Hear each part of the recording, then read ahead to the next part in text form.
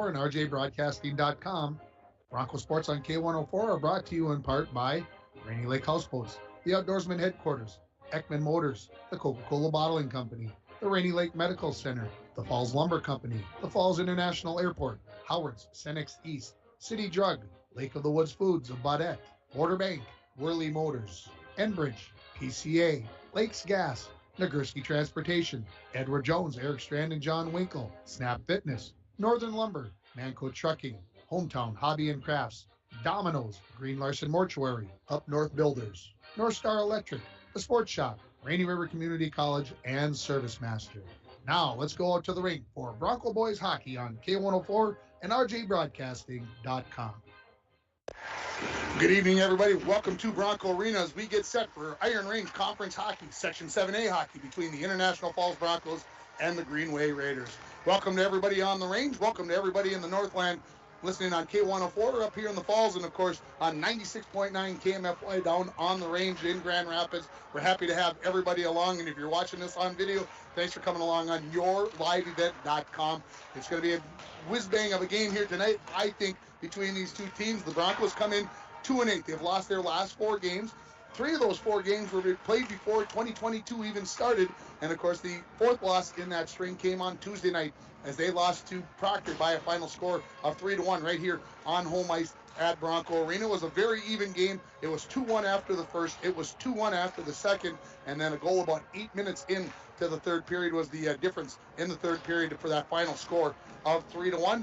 The Broncos had chances. Talked with the coach, Chad Baldwin, about that fact, and he said we had some chances that we let get away. We hit a pipe. We had another one that dribbled just wide after it hit the goaltender, so we had some quality chances, but that's what Coach Baldwin has been saying all year. We have to find ways to be able to bury our chances, and that's something that the Broncos hopefully sooner or later are going to turn the corner on and make things happen. Looking over at the Raiders, they come in 6-5 on the season. They're 1-1 this week. They've already played 2 games. On Monday night, they took on, well, probably the top team, one of the top teams in the state anyway, the Hermantown Hawks. They lost by a score of 9-0. And I'll just say it this way: when you listen to the interview that I did with head coach Andy Serdich, he's going to tell you about his disappointment with the effort in Monday night's game. Just the opposite on Tuesday night. The Raiders go up to Ely. They win 9-1, and Coach Serdich loved the effort. And so, you know, it's one of those things. You're working with kids. You're trying to find your way through and trying to be consistent. That was the word I believe Mr. Serdich used, and trying to find a way to be consistent night in and night out. Of course, 3rd game in a week. We'll see what kind of legs the Raiders have. The Broncos, they have another game right back here at Bronco Arena on Saturday afternoon as they'll be taking on Moose Lake area. And of course, with those 18 days off and everybody coming off the illnesses and the injuries and everything else, what kind of legs will the Broncos have here tonight? And of course, leading in to Saturday's game. You're listening to the Hometown Hobby and Crafts pregame show. Have you checked out Hometown Hobby and Crafts' large array of merchandise? Not only do they have everything to make your school or craft project the best it can be, but they have oh so much more. And January is National Puzzle Month. They've got 15% off their large supply of puzzles. So get on down to Hometown Hobby and Crafts at 327 3rd Street in downtown International Falls. Also want to remind you that you can text me at 218-324-3053. Who's going to score the first goal for the Broncos here tonight? And while you have your phone out, it's supper time. Why don't you get Domino's on the line at 283-3444, or order online at Domino's.com to get your favorite pizza, chicken wings, pasta, or a sandwich. The winner is going to receive a $5 gift certificate to Domino's. We're going to take that break, and when we come back, we'll listen to the interview I did with the head coach of the International Falls Broncos, Chad Baldwin. You're listening to the Hometown Hobby and Crafts pregame show for Bronco Boys Hockey and Raiders Hockey right here on K104 in International Falls, KMFY 96.9 in Grand Rapids, and you're watching it on yourliveevent.com. We'll take 1 minute. Lake of the Woods Foods of Baudette is proud to be sponsoring Bronco Sports. Lake of the Woods Foods invites everyone to Baudette to check out the new look and added additions to our beautiful store. Caribou Coffee with takeout or drive-up service. Our full-service butcher shop with International Falls' very own Paul Dremel cutting your meats to order. Shell Gas with 91 non-oxy gas for snowmobiles and four-wheelers. It's new, it's exciting. Visit the new and improved Lake of the Woods Foods of Baudette. Check out our Facebook page and weekly ad at lakeofthewoodsfoods.com. When it comes to staying warm in the winter season, it's important to have a propane company you can rely on. Lakes Gas has been keeping families warm since 1959. Lakes Gas would like to remind you to check your tanks often and call for a fill when the propane level reaches 30% to assure you always have a warm home. Lakes Gas employs local folks that know the importance of keeping your house warm in the Northland. For prompt, dependable service, call Lakes Gas at 283-3035 or visit them online at lakesgas.com. Welcome back to the pregame show, joined by Bronco head coach Chad Baldwin. Coach, Tuesday night, 3-1 loss to Proctor. How did it go in your mind? I thought it was a pretty good game, pretty even game. I thought we played pretty well coming off a long stretch of no games. I thought the effort was there, and unfortunately, I thought Proctor got a couple bounces that we didn't get. So that's what happens in hockey games, and just wish you end up on the other side of those bounces. Did you feel like the kids' legs were underneath them? Maybe they got a little winded towards any part of the game, or did you feel like the legs were there? I thought it was fine. Anytime you take almost a month off of games, you're not going to be where you were before. But overall, I didn't think it was too bad. Like I said, I thought the boys worked hard, and Proctor just happened to get a couple bounces we didn't get. It was, like I said, a 2-1 game. After 2 periods, I was halfway through the third period, and it felt like you said, a one break one way or the other could have made a difference in that game. Did you feel like maybe there was a point in there where things changed, or was it just that bounce that you're thinking happened? Well, I even think back to, I think it was the second period. Savonin got in the slot. He hit the left bar, hit it square. He beat the goalie clean, and another one, I forget in the second, I forget who it was, took a shot from the right side. It squeaked through him a little bit and dribbled by the left post again. So we started getting some chances. Again, we got to finish. I mean, that's what it comes down to. You said it in the pregame. If we finish our chances, we can do that. But what's going to happen here with Greenway tonight? I'm thinking it's going to be a good battle, just like last year. We won one, tied one, lost one. So I see it being a great high school hockey game, and might come down to a bounce or two again tonight, and hopefully that's the case, and we end up on the other side of it. There are a couple guys on their side of the ice that you're thinking about keeping track of and being aware of for your guys. There's always a couple kids in every team that you need to be aware of, but we're not going to key on one guy. We don't really have, like most years you have 3 lines. You can kind of put a line together to watch some guys, but unfortunately this year we don't have a ton of numbers, but we're just going to play like we always do, hard-nosed, and go at them. Move Matt Worley up from D to winger tonight, just a way of getting more guys involved on the backside? Yeah, with a couple guys out still, Worlds has played forward previous years, and he's moving around pretty good right now, and he had some jump the other night, so we thought we'd get him up there and see if he can spark some offense. And we thought Rosty and Reiners played pretty good against Proctor too, so they're taking a little pressure off of the other 4 guys that we normally have back there. Coach, let's go get him. Thank you. That is head coach of the International Falls Broncos, Chad Baldwin, and he mentioned Matt Worley moving up. That was something they tried off and on last year. Worley playing defense, then they move up to winger for a couple games, then they move him back, trying to find that spark, and Coach Baldwin said it. He was moving up, he was jumping up into the play, carrying the puck the other night against Proctor. I know somebody who doesn't like that move, and he's probably listening, and I kind of like the move. I make a jump. You only had 7 forwards tonight. Now you got 8.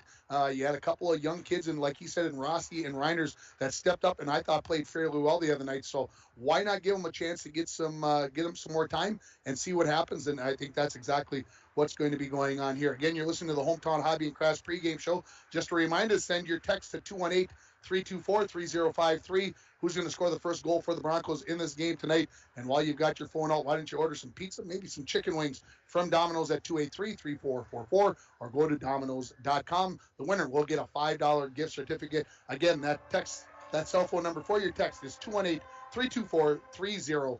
We're going to take a 2-minute timeout this time, and when we come back, we'll listen to the interview I did with the head coach of the Greenway Area Raiders, Andy Serdich. You're listening to the Hometown Hobby and Crafts pregame show on KMFY 96.9 in Grand Rapids, on K104 in International Falls, and online at yourliveevent.com. Falls International Airport is an economic engine for our area. Daily commercial flights, along with private aviation, brings visitors from across the country to do business with local firms as well as vacation here. And the airport provides access for local residents to connect to the world, as well as a wide variety of job opportunities. The new airport terminal makes travel comfortable, convenient, and many times cost competitive. Falls International Airport, giving you another travel option and strengthening the economic fabric of our community. TrueStar Federal Credit Union opened our doors in 1960, and from that day on, our commitment to the members and community has never wavered. As a member-owned financial cooperative, our mission is to deliver innovative products and provide exceptional experiences, allowing you to reach your financial aspirations. Whether you are looking to open your first savings account, buying your first home, or send your child to college, TrueStar is here to help you take the next step in your financial journey. Federally insured by NCUA. At Packaging Corporation of America, we're proud to sustainably manufacture America's top-selling brand of paper right here at our International Falls Mill. PCA is committed to U.S. manufacturing, environmental excellence, and providing great support to the many events that make our community unique, including the International Falls Bass Championship. At Packaging Corporation of America, we make more than paper. We make a difference. Ho-ho, mateys! Mike, the pirates are back. Oh no, not them. They came in for icebox days, and now they no longer want to walk the plank. Why not, Don? They're pirates. Mike, now they just want to walk the carpet tiles. Well, of course they do, Don. It's warmer on their feet. Update your home and business with any of the major brands of flooring. Call now to get on the installation schedule. At Studio B Flooring next to the Falls Eye Care, 218-240-5599. Coach, it's been a busy week, 2 games already, and those 2 games are kind of score-wise on opposite ends of the spectrum. As a coach, were they on opposite ends of the spectrum? Yeah, they were. Monday night, Hermantown is a very, very good team. They come with a lot of speed. They play tough. They play the hockey the right way, but we did not come to work that night. And then we turned it around on Tuesday. We went up to Ely, but a good, solid, smart, hard game, and the result speaks for itself. It shouldn't be that different one night to the next, right? No, it shouldn't. But that's the battle we're having this year. We started out very, very strong. Had a good game against Rock Ridge and Gentry Academy. Took some time off over the holidays. Came back, played well. Our biggest thing is if we can be consistently working hard, we will be a successful team. Talk about the health of your team right now. You gave me a couple different names, but from the roster. But is the health mainly there? Yeah, mainly our health is here. We have our one of our better players in Jacques Villeneuve coming back. He came back on Tuesday from a concussion, so we're happy to have him back. We have some young guys playing. We have our full 20-man roster coming up on most games, so it is a battle for spots right now. Talk about the leaders of your team. We have a big senior leadership. We are working to stay positive when sometimes things don't go right. They are learning to be good leaders right now, so hopefully that continues during the season. What's the scouting report for tonight's game with the Broncos? You know what, I've told these kids all year long, it doesn't matter who we're playing. It matters how we play. If we come out, work hard, do the right things, play smart hockey together, we're going to have success. If we don't, we won't. Last year, these 2 teams played 3 times, a win, a tie, and a loss for each of the teams. Are we going to expect to see that kind of game here tonight, a very close, competitive game between these 2 teams? I think so. Falls is known for hardworking teams. They're going to come, they're going to play physical, they're going to play fast, so we have to be ready. Coach, appreciate the time. No problem. That is head coach Andy Serdich joining me there. Appreciate his time. And as we were talking before the game, he just mentioned we've got a couple of players back. Jacques Villeneuve was one of the main ones that he talked about coming back from a concussion. He put a smile on his face when he talked about Jacques coming back into the lineup. Obviously, a first-line right winger. Obviously, there's something there to be pleased with. So you put him up there on that first line, and that's got to make a coach's job a little bit easier when you get somebody back that you can plug right in to that front line. When you look at that front line for the Raiders right now, Carter Klein, of course, in the center. He's got 3 goals, 7 assists for 10 points on the season. On the left-hand side, you get Joe Herfindahl. He's got 4 goals, 1 assist for 5 points on the season. Jacques, not many points on the season with that concussion, but then you look at the starters on the back end of it. Aiden Ryla, 2, 4, and 6 on the left side defense, and then Bodie Jorgensen, 4, 4, and 8, 4 goals, 4 assists for 8 points for him. And of course, you got the back end in Nathan Jorgensen, almost a 90 save percentage and 3.83 on the goals against. So you're looking at a team there that maybe isn't high scoring, but obviously has a chance to be able to do some things. You look over at the Broncos, that first line, Savonin, he's at 4, 8, and 12, 4 goals, 8 assists, and he's been stuck there for a while. Obviously, with that 18-day break being stuck there, but it seems like he's been at 12 points for quite a while. Nate Drummel on that front line. He's on the right-hand side. He's got 4 goals, 2 assists for 6 points. And then Colin Koshik, what does he do? All he does is score goals. He's got 7 goals, 1 assist for 8 points. But look at the second line left winger. You get Braden Skips, that big physical kid. He's got 4 goals, 6 assists for 10 points for second place scoring on this team. Hey, and the defense isn't doing so badly either. You got Ben Glowak with 1 goal, 6 assists for 7 points. And you get Cody Joslin back in the lineup, who was not in the lineup on Tuesday night. How much of a difference did that have in the hockey game? But he's a kid who's got no goals, but he's got 8 assists and has been a physical presence for the Broncos, confident, carrying the puck around. So it's going to be an interesting game here tonight between the Raiders and the Broncos here from Bronco Arena. We're going to take a break, and when we come back, we're going to hear the Edward Jones keys of the game for the Broncos, and we'll remind you about, hey, get your text in for who's going to score the first goal for the Broncos, 218-324-3053. We'll take another 2-minute timeout, and we'll come back with more from Bronco Arena. You're listening to the Hometown Hobby and Crafts pregame show on K104 in International Falls, on KMFY 96.9 in Grand Rapids, and you're watching it on yourliveevent.com. We will take 2 minutes. Coming June 23rd through the 25th at Brainerd International Raceway, the Midwest Premier Country and Rock Festival. Lakes Jam presented by R&J Broadcasting. On the Bud Light main stage, hear John Party, Tesla, Gabby Barrett, Warrant, Kix, Mark Wills, and more. It's more than a music festival with watercross, drifting, poker tourneys, lawnmower racing, and more. For tickets and more information, visit lakesjam.com. This is Jim Berkemeyer, owner of R&J Broadcasting Incorporated. Together with Bernie, we're inviting you to join us on a tour of Victoria, Vancouver, and the Canadian Rockies, July 14th through 23rd. On this tour, we'll visit historic Victoria, tour the breathtaking Butchert Gardens, and experience the stunning scenery of the Canadian Rockies via rails train. Visit holidayvacations.com, keyword RJ. Learn more about this tour and watch the travel show, or call 888-557-1020 for a free brochure. Remember the keyword RJ.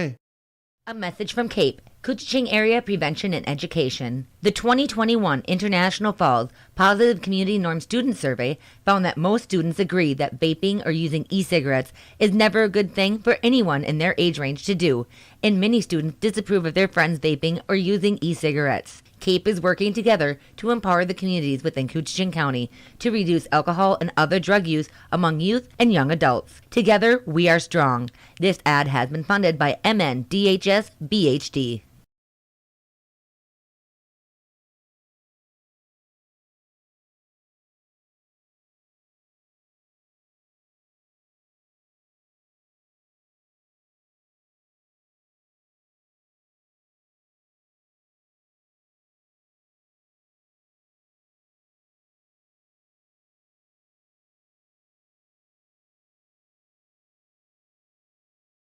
Back at Bronco Arena here, the Zamboni just leaving the ice, so we're maybe 6-7 minutes away from the opening face-off of this game between the Greenway Raiders and the International Falls Broncos. Of course, an IRC Classic probably coming up here, I believe, in my mind, Section 7A hockey.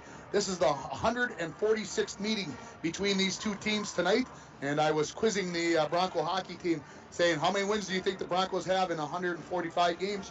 One player got pretty close. He guessed 86. And the number is 85. The Broncos are 85, 54, and 6 all-time against Greenway, Nashua, Keewatin, Greenway area. Now that with the way they've been called over the last couple of years, again, 85, 54, and 6.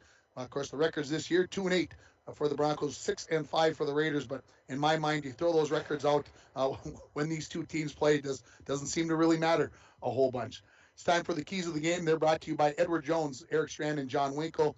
There are keys to the game, and there are keys to making wise financial decisions for your future. Let Eric Strand and John Winkle help you make those choices. Stop in and see them at 445 4th Street in downtown International Falls, or give them a call at 283-6464. Edward Jones is a member, SIPC. I think I said this for the key of the game the other night about legs maybe, but finishing your chances. The Broncos had chances the other night. They got to find a way to bury the puck. And sometimes, I guess we talk about hockey players. Some people can bury the puck, and some players just don't do it. They just don't have that in them. The Broncos have to find some way to get some pucks past Nathan Jurgensen tonight, obviously, if they're going to find a win. But they've got to capitalize on the good chances that they get. Those ones that are at the doorstep, they got to find a way to finish. So there's my key to the game.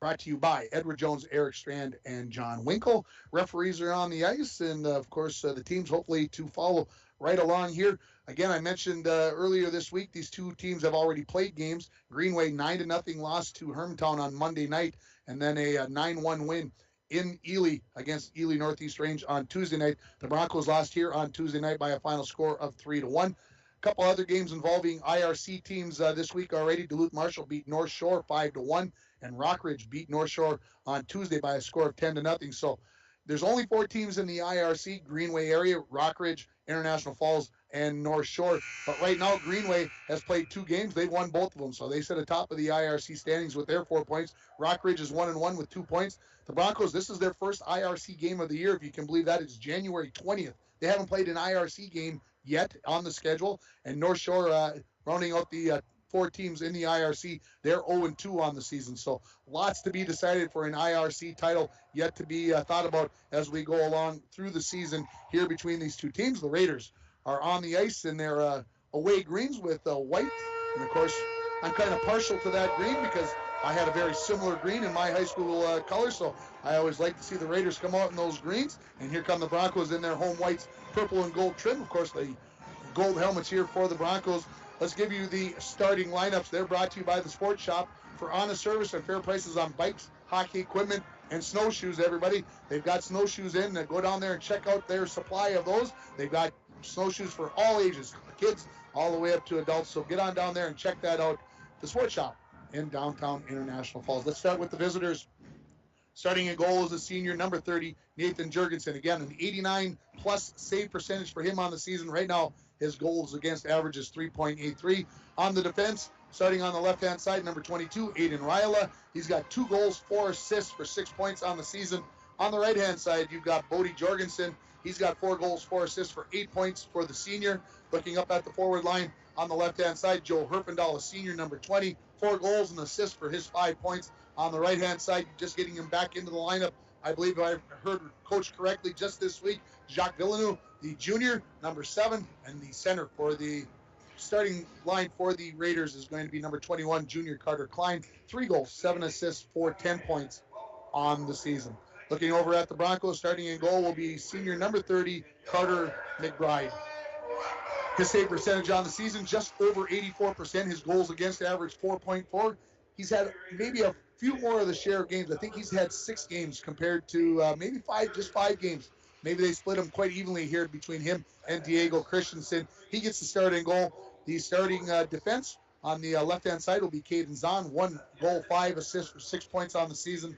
On the other side will be senior Ben Glowak, number 19. 1 goal, 6 assists for 7 points. Then looking up at the forward line on the left-hand side, the winger there will be Colin Koshik, the junior. 7 goals, 1 assist for 8 points on the season. On the right-hand side, one of the Dremel twins, Nate, 4 goals, 2 assists for 6 points on the season. And your starting center, the senior captain, number 22, Parker Savonen, 4 goals, 8 assists, 12 points on the season for the senior. And I mentioned he had a heck of a chance, hit a post, and he had another chance, I believe, if I remember right in that game. I'm thinking back to my left-hand side, and he came out towards the blue line, just tapping his stick on the ice, saying, how did that not go into the ice, into the back of the net, and do the things that it needed to do. So this is a team hopefully looking to get those things done here tonight. And again, I think it's going to be a battle here between these 2 teams. We're going to take a final break. This break will be 3 minutes long, and when we come back, we'll have the drop of the puck here from Bronco Arena between the Raiders and the Broncos. You've been listening to the Hometown Hobby and Crafts pregame show for Bronco and Raiders boys hockey on K104 in International Falls, on KMFY in Grand Rapids, and you're watching it on yourliveevent.com. Hi, this is Tony Skipstrom, Consumer Loan Officer at Border Bank. If you're itching to get on the ice and trails this winter, call or come see me to explore how Border Bank could help you finance a fish house, snow machine, truck, or side-by-side. Border Bank offers competitive rates and flexible terms. We're Border Bank, funding outdoor adventures in northern Minnesota since 1935. Member FDIC. And we're back with breaking news. The new Coke Zero Sugar might be the best Coke ever. That's right, Jam. With an improved taste and 0 calories, make sure... Oh, Jam. Ooh, yes, this tastes like the best Coke ever to me. We're on the air. I need to try it first. With zero sugar and now even more delicious, it's the new Coca-Cola Zero Sugar, the best Coke ever. Find out for yourself. If you want to get away, book your vacation from Falls International Airport. Falls International Airport offers direct nonstop flights to Minneapolis daily, along with a nonstop charter flight to Laughlin, Nevada, March 7th to the 11th. For more information and to book your Laughlin trip, visit internationalfallsairport.com and click on charters. With modern terminal, free parking, free Wi-Fi, shorter lines, easy baggage claim, and more, you'll be happy you booked your flight out of Falls International Airport. At Packaging Corporation of America, we make Boise brown paper with purpose. We understand our responsibility to the community, and we're honored to support the many needs and events occurring in Borderland. From providing donations to local schools and events, to supporting organizations meeting physical needs in our community, PCA does more than make paper. We make a difference. Hometown Hobby and Crafts is your headquarters for all your craft and school projects. January is National Puzzle Month, and to recognize this, Hometown Hobby and Crafts will have 15% off all puzzles for the entire month. Puzzles are a great family activity or solo project during the winter months. Stop at 327 3rd Street in downtown International Falls to check out the large selection of fabric, yarn, stencil art that Hometown Hobby and Crafts has in stock. Their hours are 10 to 6 Monday through Friday and 10 to 4 on Saturdays. Buy local to keep our community strong. Welcome back to Bronco Arena. Teams getting their final exercise in, warm up before the game here. They'll soon gather around their respective goaltenders, I assume, and how about the sportsmanship song as well? And we'll get things started here for IRC Hockey. I mentioned to head coach Andy Serdich before the game, I complained about getting this game started on time, and I said we'll never get started at 6 o'clock, and here it is again, 6:07. I mean, convenient, I guess if you're going for a 6 o'clock game, you'd like a couple extra minutes if you're coming from work and maybe you need to get supper cooked and try to get over here, but I'm a radio guy. I live by the deadline. And anyway, we knew that this thing would never start on time, so we're right on schedule. That's the way things are supposed to be. Of course, other action going on in the area for the Broncos tonight. Bronco boys, the basketball team, they're at home taking on the Mesabi East Giants, a team that they beat earlier this season by about 23 points, if I remember correctly. And the Viking girls basketball team, they're at home taking on Kellier Northholm. Of course, we've got a busy schedule. Girls hockey game tomorrow night from Detroit Lakes. And then on Saturday afternoon, we've got a doubleheader of hockey. Bronco boys on KGHS and the Bronco girls on K104. I'll be out in Crookston, and Dwayne will be right here to bring you the Broncos versus the Moose Lake area Rebels. We're ready to hear the Broncos going right to left in this first period on your radio dial. Happy to have you along on the range on KMFY. Right here in the Falls on K104. Of course, if you're joining us online at rjbroadcasting.com or kmfyradio.com, and of course, your live event. Broncos control the opening faceoff. Joslin on the near wing. Goes up to Skifstad, who fires it into the Raiders zone. Back to pick it up there is going to be Jorgensen. Over skated right up front. Skifstad had an opportunity, but it was in the side of his skates, not outside of the skates where he wanted it, and just couldn't get a shot on goal. In behind the net now. Picking it up there is Skifstad. Was going to lay on the brakes, go to the short side, and out skates into the far corner. Skifstad tripped up there, maybe lost an edge, and here come the Raiders trying to clear it out. Skifstad from behind scoops that up and throws it into the corner where Bodie Jorgensen has it. He's pinned up against the wall there by Worley. Worley centers it right out to the Zahn at the point. His shot hits traffic, kept in at the blue line by Joslin. He flicks one to the end wall as the Broncos are changing out a forward line here. Raiders wrap it around the boards, and this should have enough energy to be an icing call, and it is. 51 seconds into this hockey game. No score on your Rainy River Community College scoreboard. Again, happy to have you along on both stations here for both teams, KMFY on the range and K104 here in the Falls. We'll get a face-off to the left of goaltender Nathan Jorgensen. Taking the face-off will be Savonin for the Broncos, and it will be Springer for the Raiders. Winning it back, shot right on goal there by Rosti. That is flagged away by the goaltender, and the Raiders cleared all the way down, and back to pick it up is going to be Rosti. He plays it off the end wall, looking for Koshik. Koshik knocks it off the wall, tapped out back across by the Raiders, and going back to pick it up there is Rosti. Vekic leaves it out there for Carlson. He skates in behind. He's knocked off the puck. Now picking it up there is Springer. He's knocked out the puck by Glowak. Coming back to pick it up is Roski up along the wall. Making a move there is Vekic. There's a shot saved by the goaltender McBride off the shot by Springer. Right there in the slot area. Broncos try to clear, kept in at the point. Shot from there, misses the mark off the stick of Dylan Villeneuve. And Glowak now has it. Goes up along the far wall. Dremel lost it in his skates there, still tied up in there. Now fired into the corner. Picked up there by Wyatt Thorson, third line winger. Comes in the backhand. Knocked off of his stick at the last moment as he was ready to step out in front of the net. Puck in the corner now. Knocked along the end wall. Up along the far wall now. Kept in at the point there by Groshon. He tries to fire one off the wall. Picked up there by Savonin. Here comes Koshik into the zone. Tries to drag it past the defenseman there, Wells. And Wells did a good job of knocking that one away. His clearing attempt kept in by Zahn. Off to Koshik, who fires one into the far corner. Comes off the end wall towards the point. Knocked back in along the far half wall. We're 2:15 into this first period. No score on your Rainy River Community College scoreboard between the Raiders and the Broncos in boys hockey. Clearing attempt by the Raiders gets past and is going to come right onto the goaltender McBride. He stops that puck there and leaves it off for Zahn, who wheels around the far side of his net.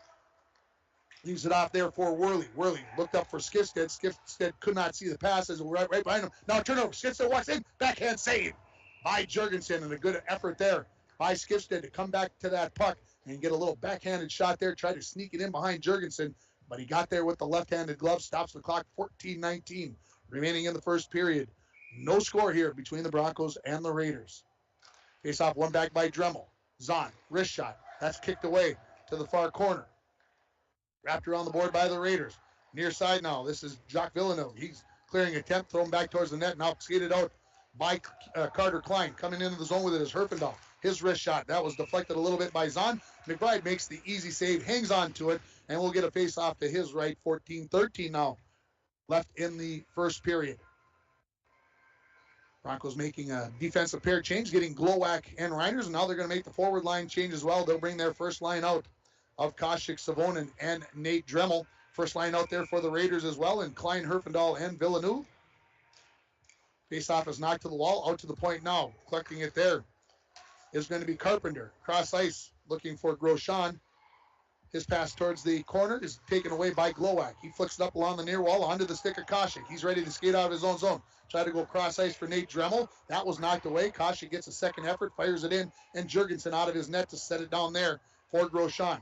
Goes to the far corner. Picked up there by Klein. Klein tried to clear, knocked back in by the Broncos. Second opportunity by the Raiders to clear it. They do. Now kicked in. Herfindahl just out of his reach as he tried to kick it to himself. Into the corners, Villeneuve. He fires it around to the far side of the boards. First one to pick it up there is Klein. He turns, throws one towards the net, just off the mark. Comes off the end wall. Now Glowak has it. He plays it up for Koshik. Koshik flags it into the neutral ice area and then thrown right back in by the Raiders' Riola. Raiders in the midst of a change. It goes into the far corner. Picking it up there is Ezra Carlson. He skates along the far wall. Out to the point to Bodie Jorgensen. He fires it all the way around the boards to the near wall. Carlson wins the race. Gets there first. Leaves it off. Shot there. Hit the pipe on the outside by Vekic.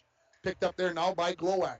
Glowak looking for Koshik. That's picked out by Ezra Carlson. He makes a move in the far circle. On his backhand. Centering pass knocked away by the goaltender McBride. And now a 2-on-2 opportunity for the Broncos as Koshik comes back with Worley. Koshik forced wide nicely there by Riola. In behind the net now. Looking for an opportunity to center. Leave it off. Goes out to the point to Zahn. Zahn waits.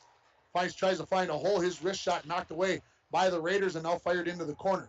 Back to pick it up there now for the Raiders is going to be number 16. That is Aiden Springer.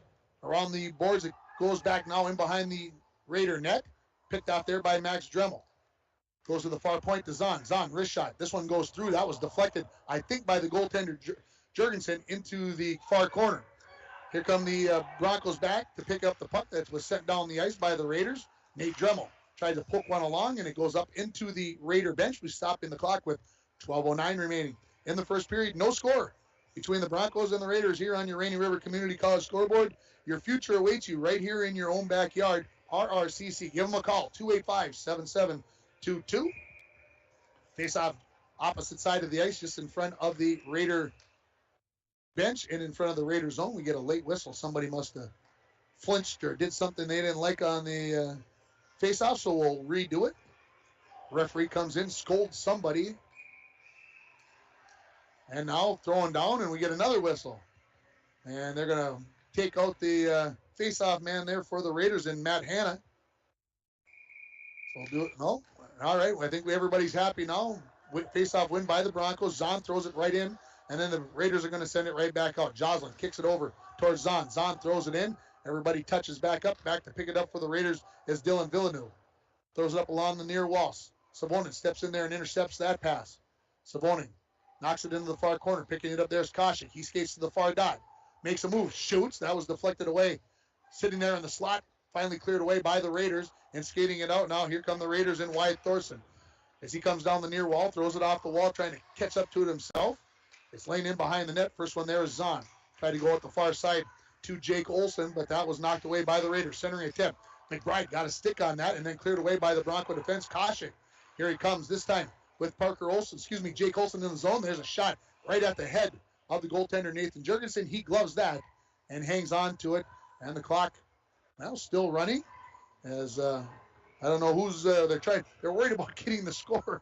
They got a goal up there for the Raiders accidentally, and I can't even tell who it is down there running the clock tonight. We'll get a face-off to the right of Jurgensen.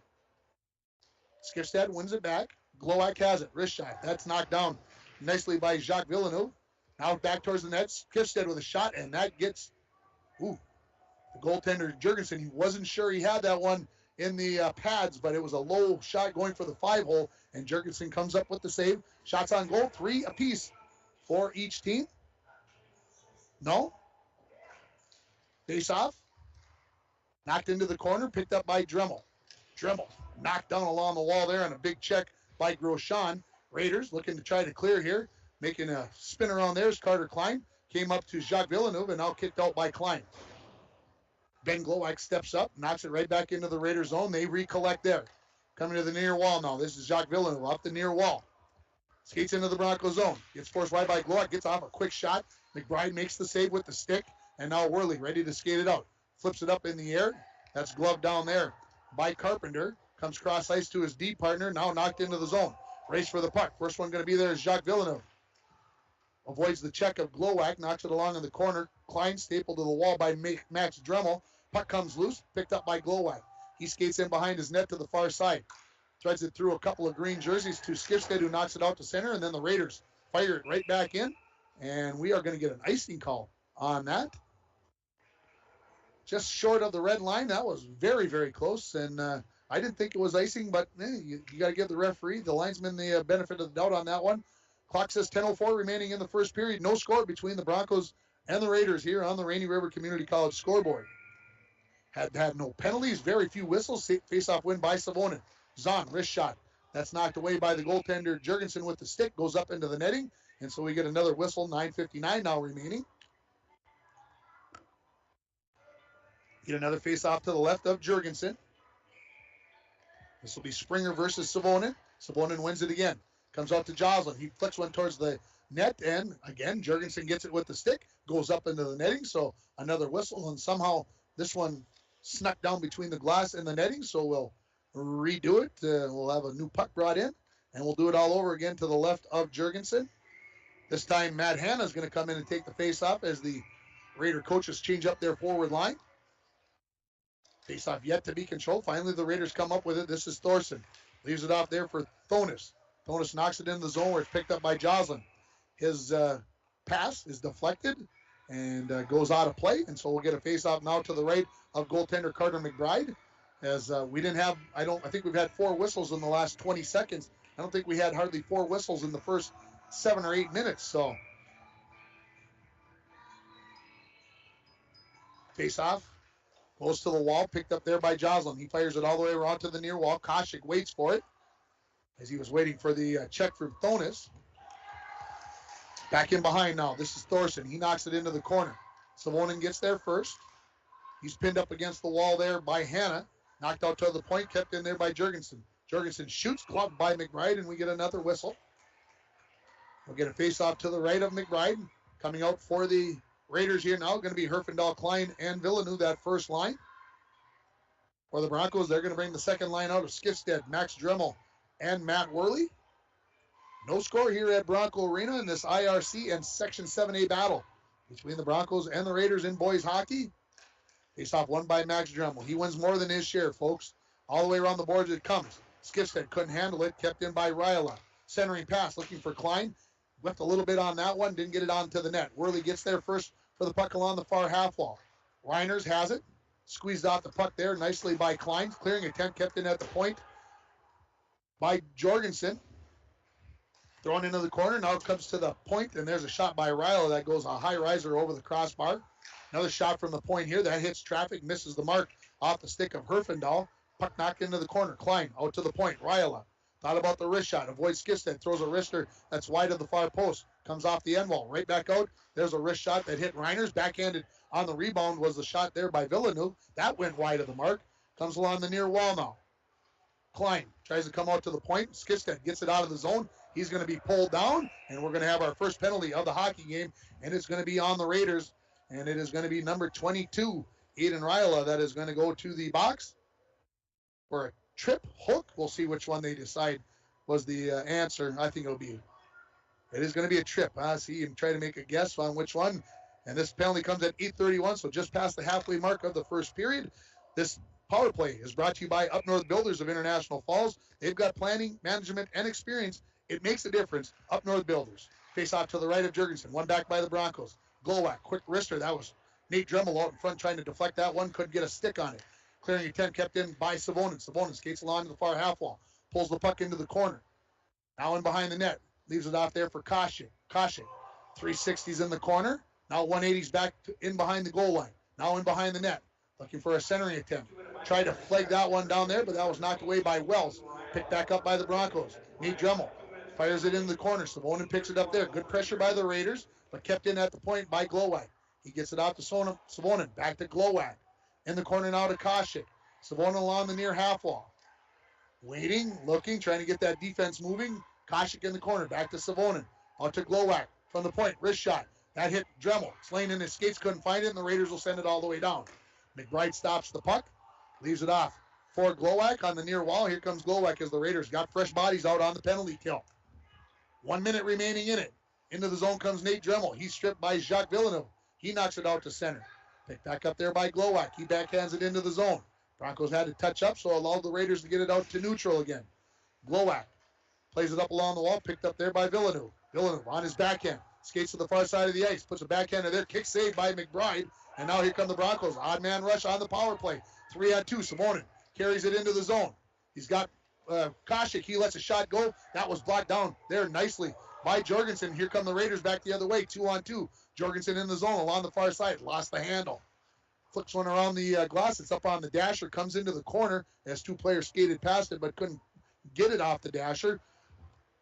Klein comes up with a turnover, and then he's going to be tripped up, and we're going to go to some 4-on-4 hockey as soon as the Broncos possess the puck, and we finally get that, and so that will erase the power play here, and we get a holding call.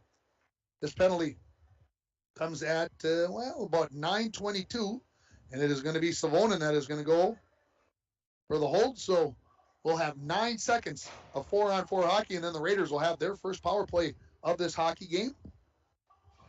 Face off to the left of McBride. So coaches are saying here, the referee's saying, hey, it's 4-on-4. Everybody had 5 out there, not sure why. Face off win by Skifstead, but coming in to get the puck is going to be Carlson. Carlson out to the point. That's Jorgensen. Leaves it back to Carlson. He skates into the slot. His wrister, that was knocked away by Dremel. Never really got it off. Clearing attempt by Joslin. That's picked up by Carlson. Throws it right back. Ooh, Joslin cleared it right out in front of his own net. And then out to center by Glowak as the Raiders are at full strength. Puck thrown to the far wall. Now carried in by Klein. On the far side. Crosses over. Knocked off of his stick by Glowak. Centering attempt. Skifstead knocked that towards the blue line, but kept in by Ryla. Carlson now in the near corner. Out to the point to Jorgensen on the near wall. Back to Carlson. He skates off the wall. Puts it back out. There's a wrist shot deflected. Ooh, just missed. Oh, it's in the net. I thought it went by the net. And a deflection on the far side puts the Raiders up by a score of 1-0. This goal comes at 11:04 of the first period. And the Raiders get on the board first on the power play. And we'll see what the scoring is here. Again, the shot from the point, but somebody deflected it. And I didn't get a good enough look at who it was. It is going to be 23 from 2 and 22, so it will be Jorgensen that gets the goal. Carlson is going to get one of the assists, and then it'll be number 22, Ryla, with the second assist. So 1-0 now here. Raiders leading it. Off the faceoff, puck comes right back to the goaltender, Jorgensen, and he puts that into the corner. Raiders look to clear, and they do. Skating back to pick it up is going to be Parker Olsen. Got to turn on the Jets as applying the pressure there was Vekic. Raiders throw it in to the near corner. Glowag gets there first. Played it right back onto the stick of Vekic. Vekic out to the point. Picked up there by Jorgensen. Ryla with the wrist shot. A blocker, I think McBride got a piece of that. Went up off the end wall. Parker Olsen knocks it out to center. Race for the puck. Jorgensen gets there first. Plays it to Ryla. Back to Jorgensen. Up the far wall. That was number 8, Vekic, that couldn't handle it. Broncos throw it right back in. Raiders in behind their own net.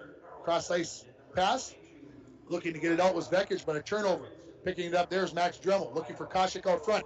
Leaves it off there for Parker Olsen coming down the slot. Taken away, and here comes Vekic. He's going to get to the red line. Flip it in. Go to the bench. Coming in and staying in on the forecheck is going to be Thonis. Raiders getting everybody else changed in behind. Koshik tried to make a move past Hanna, but that was not working there. Broncos throw it all the way around to the far wall, picked up there by the Raiders. Thorson throws it in behind the net, comes into the near corner. Reiner's up along the wall, kept in by Wells at the point. His shot wide of the mark, goes to the far half wall. Raiders continue to apply the pressure using the momentum of that goal they scored here just about a minute or so ago. Puck is in behind the goal line in the corner now. Savonin fires it off the glass, kept in at the point there by Dylan Villeneuve. He throws it into the near corner around the wall. Puck knocked around there, picked up by Savonin. He skates in behind his own net. Knocks it to Nate Drummond along the far wall. Backhanded pass to Savonin. Koshik's out in front of him. Flips it in. And Villeneuve will try to knock it back out. Kept in by Nate Drummond right up front of Savonin. But so was Wells, and Wells knocked it away. To the point. Joslin's shot knocked down. Savonin knocks it into the corner. Koshik picks it up. We're under 4 now remaining in the first period. Savonin picks the puck back up in the near corner. Skates along the wall. Double team there by the Raiders. Comes off of his stick, does the puck, goes into the corner, and now it will be Wells that has it for Greenway. Along the far wall, Thorson flips it out of the zone. He needs to get off the ice. He's been on there forever. Broncos fire it right back in. Wells throws it cross ice and just off the bench, and with it is Carter Klein. He skates in, but offside is Jacques Villeneuve. Whistle, 3:32 remaining in the first period. The Raiders leading it 1-0 on a power play goal by number 23. That is Bodie Jorgensen, the defenseman, out there on the power play.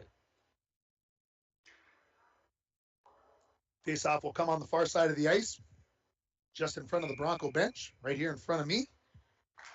Max Drummond wins it back, picked up there by Zahn. Zahn weighing his options. No, nearly knocked away by Klein. Worley picks it up.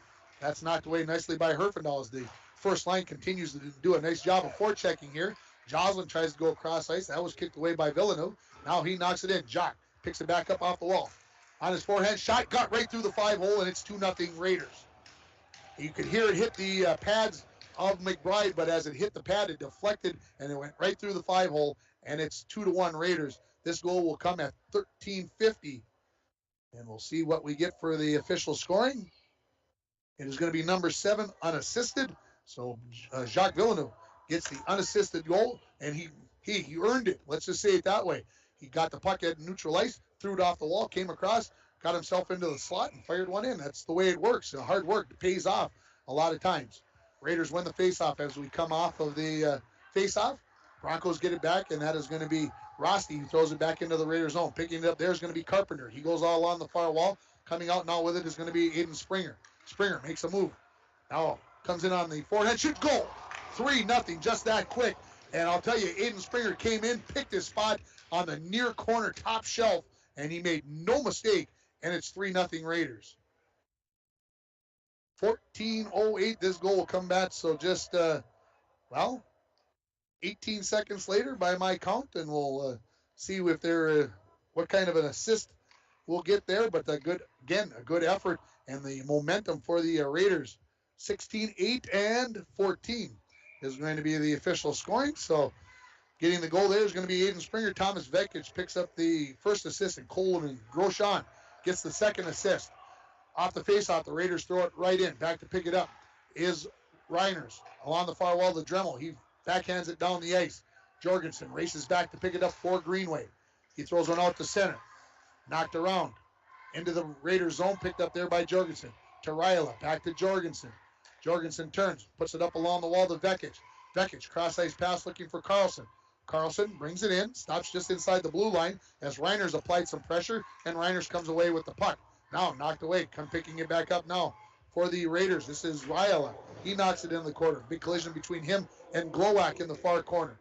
Just about 2 minutes remaining in this first period. All of a sudden, it's 3-0 Greenway, leading the Broncos here in the first period on your Rainy River Community College scoreboard. Broncos clear the zone, picking it up there and throwing it right back towards the line is Thorson. Broncos have it in their own zone. Lowak gets it out to neutral. Loose puck going to be picked up there. Here comes Thonis. Good effort trying to get that one away from Reiners. Flagged out to center by Koshik, taken away by Bodie Jorgensen. Jorgensen skates into the Broncos zone along the far wall. Into the corner, centering pass, backdoor goal. Wow, that's pretty hockey. Matt Hanna is going to get the goal. The first assist is definitely going to go to Jorgensen, and it's 4-0 Raiders. The Broncos were all looking at the puck in the far corner, and coming down the backside, Matt Hanna, and he scores the goal at 15:26. So we'll see if there's a second assist. 9 for 23 is going to be the only one scoring, and it's 4-0 Greenway. I did not expect this at all here this evening. And making a goaltender change as Diego Christensen into the net now for the Broncos as he comes in. The Raiders putting the pressure right back on. Here's a backhand shot at the doorstep. Christensen made one save and then cleared away by Zahn. Another grade A opportunity for Greenway. Firing it in to the near corner is Dylan Villeneuve along the near wall. Extra step in the Raiders skates right now. Villeneuve shoots from the point. That's blocker to the corner by Christensen. Big collision in the corner. Raiders still in possession. Wrapping around there, and that was kicked away by Joslin on that wraparound attempt by the Raiders. Now the Broncos ready to skate it out. Under a minute remaining in the period. This is Skifstead. Throws it off the wall. Tries to make a move past Wells. Back to pick it up is Dylan Villeneuve. He leaves it for Wells along the near wall. Leaves it up there. Off to Jace Kammeyer. Kammeyer gets it up to Gino Trombley. The fourth line guy's in for the Raiders here. Now they're quickly back off. Here comes Skifstead. He hit a skate of a player coming onto the ice. And are we going to get too many men on the ice? That is my question. I think the answer is going to be yes, as we'll see what happens. Referee is explaining what's going on. I don't see anybody heading over, so I think we're just going to get the face-off at center ice. No too many men penalty coming up on the Raiders. It was close. I think it was just that way. So face-off controlled by Savonin. Under 30 now in the period. He carries it in, gets a shot out that was kind of hampered by one of the Raider players, went wide of the mark. Now along the far half wall. In the corner with it. This is Carpenter. He wraps it around the boards, looking for Jacques Villeneuve. Passed it up the Klein. That was taken away by Reiners. Now knocked out to center. Savonin, 10 seconds remaining in the period. Glowak has it. Gets to the blue line. Flips it towards Jurgensen. He pushes that into the corner after a big collision at the blue line. And we are going to come to the end of the first period with the score. Greenway Raiders 4, the International Falls Broncos 0. We're going to take a 2.5-minute timeout, and when we come back, we'll come back with the Green Larson Mortuary in-between periods report. You're listening to Bronco and Raiders boys hockey on K104 in International Falls, on KMFY 96.9 in Grand Rapids, and you're watching it on yourliveevent.com. This is Jim Berkemeyer, owner of R&J Broadcasting Incorporated. Together with Bernie, we're inviting you to join us on a tour of Victoria, Vancouver, and the Canadian Rockies, July 14th through 23rd. On this tour, we'll visit historic Victoria, tour the breathtaking Butchert Gardens, and experience the stunning scenery of the Canadian Rockies via rails train. Visit holidayvacations.com, keyword RJ. Learn more about this tour and watch the travel show, or call 888-557-1020 for a free brochure. Remember the keyword RJ. From all of us at Enbridge, thank you. Thank you. Miigwech, and thank you for working on Line 3 replacement. Thank you to everyone who supported this project. Construction is complete on a new and safer pipeline that will deliver the North American energy that we all rely on every day. And it's done thanks to the support and hard work of thousands of people. I'm grateful for every single voice of support and every hour of labor put into this project. Thank you. Rainy Lake Medical Center is proud to offer local athletes a robust sports medicine program that includes comprehensive rehabilitation for athletic injuries, post-surgical rehab, and return to sports guidance. Rainy Lake Medical Center's advanced concussion management program offers additional protection and peace of mind to athletes and parents. For more information, call Rainy Lake Medical Center Therapy and Wellness Department at 283-5420. Good luck, athletes, on a successful year from Rainy Lake Medical Center. At Packaging Corporation of America, we're proud to sustainably manufacture America's top-selling brand of paper right here at our International Falls Mill.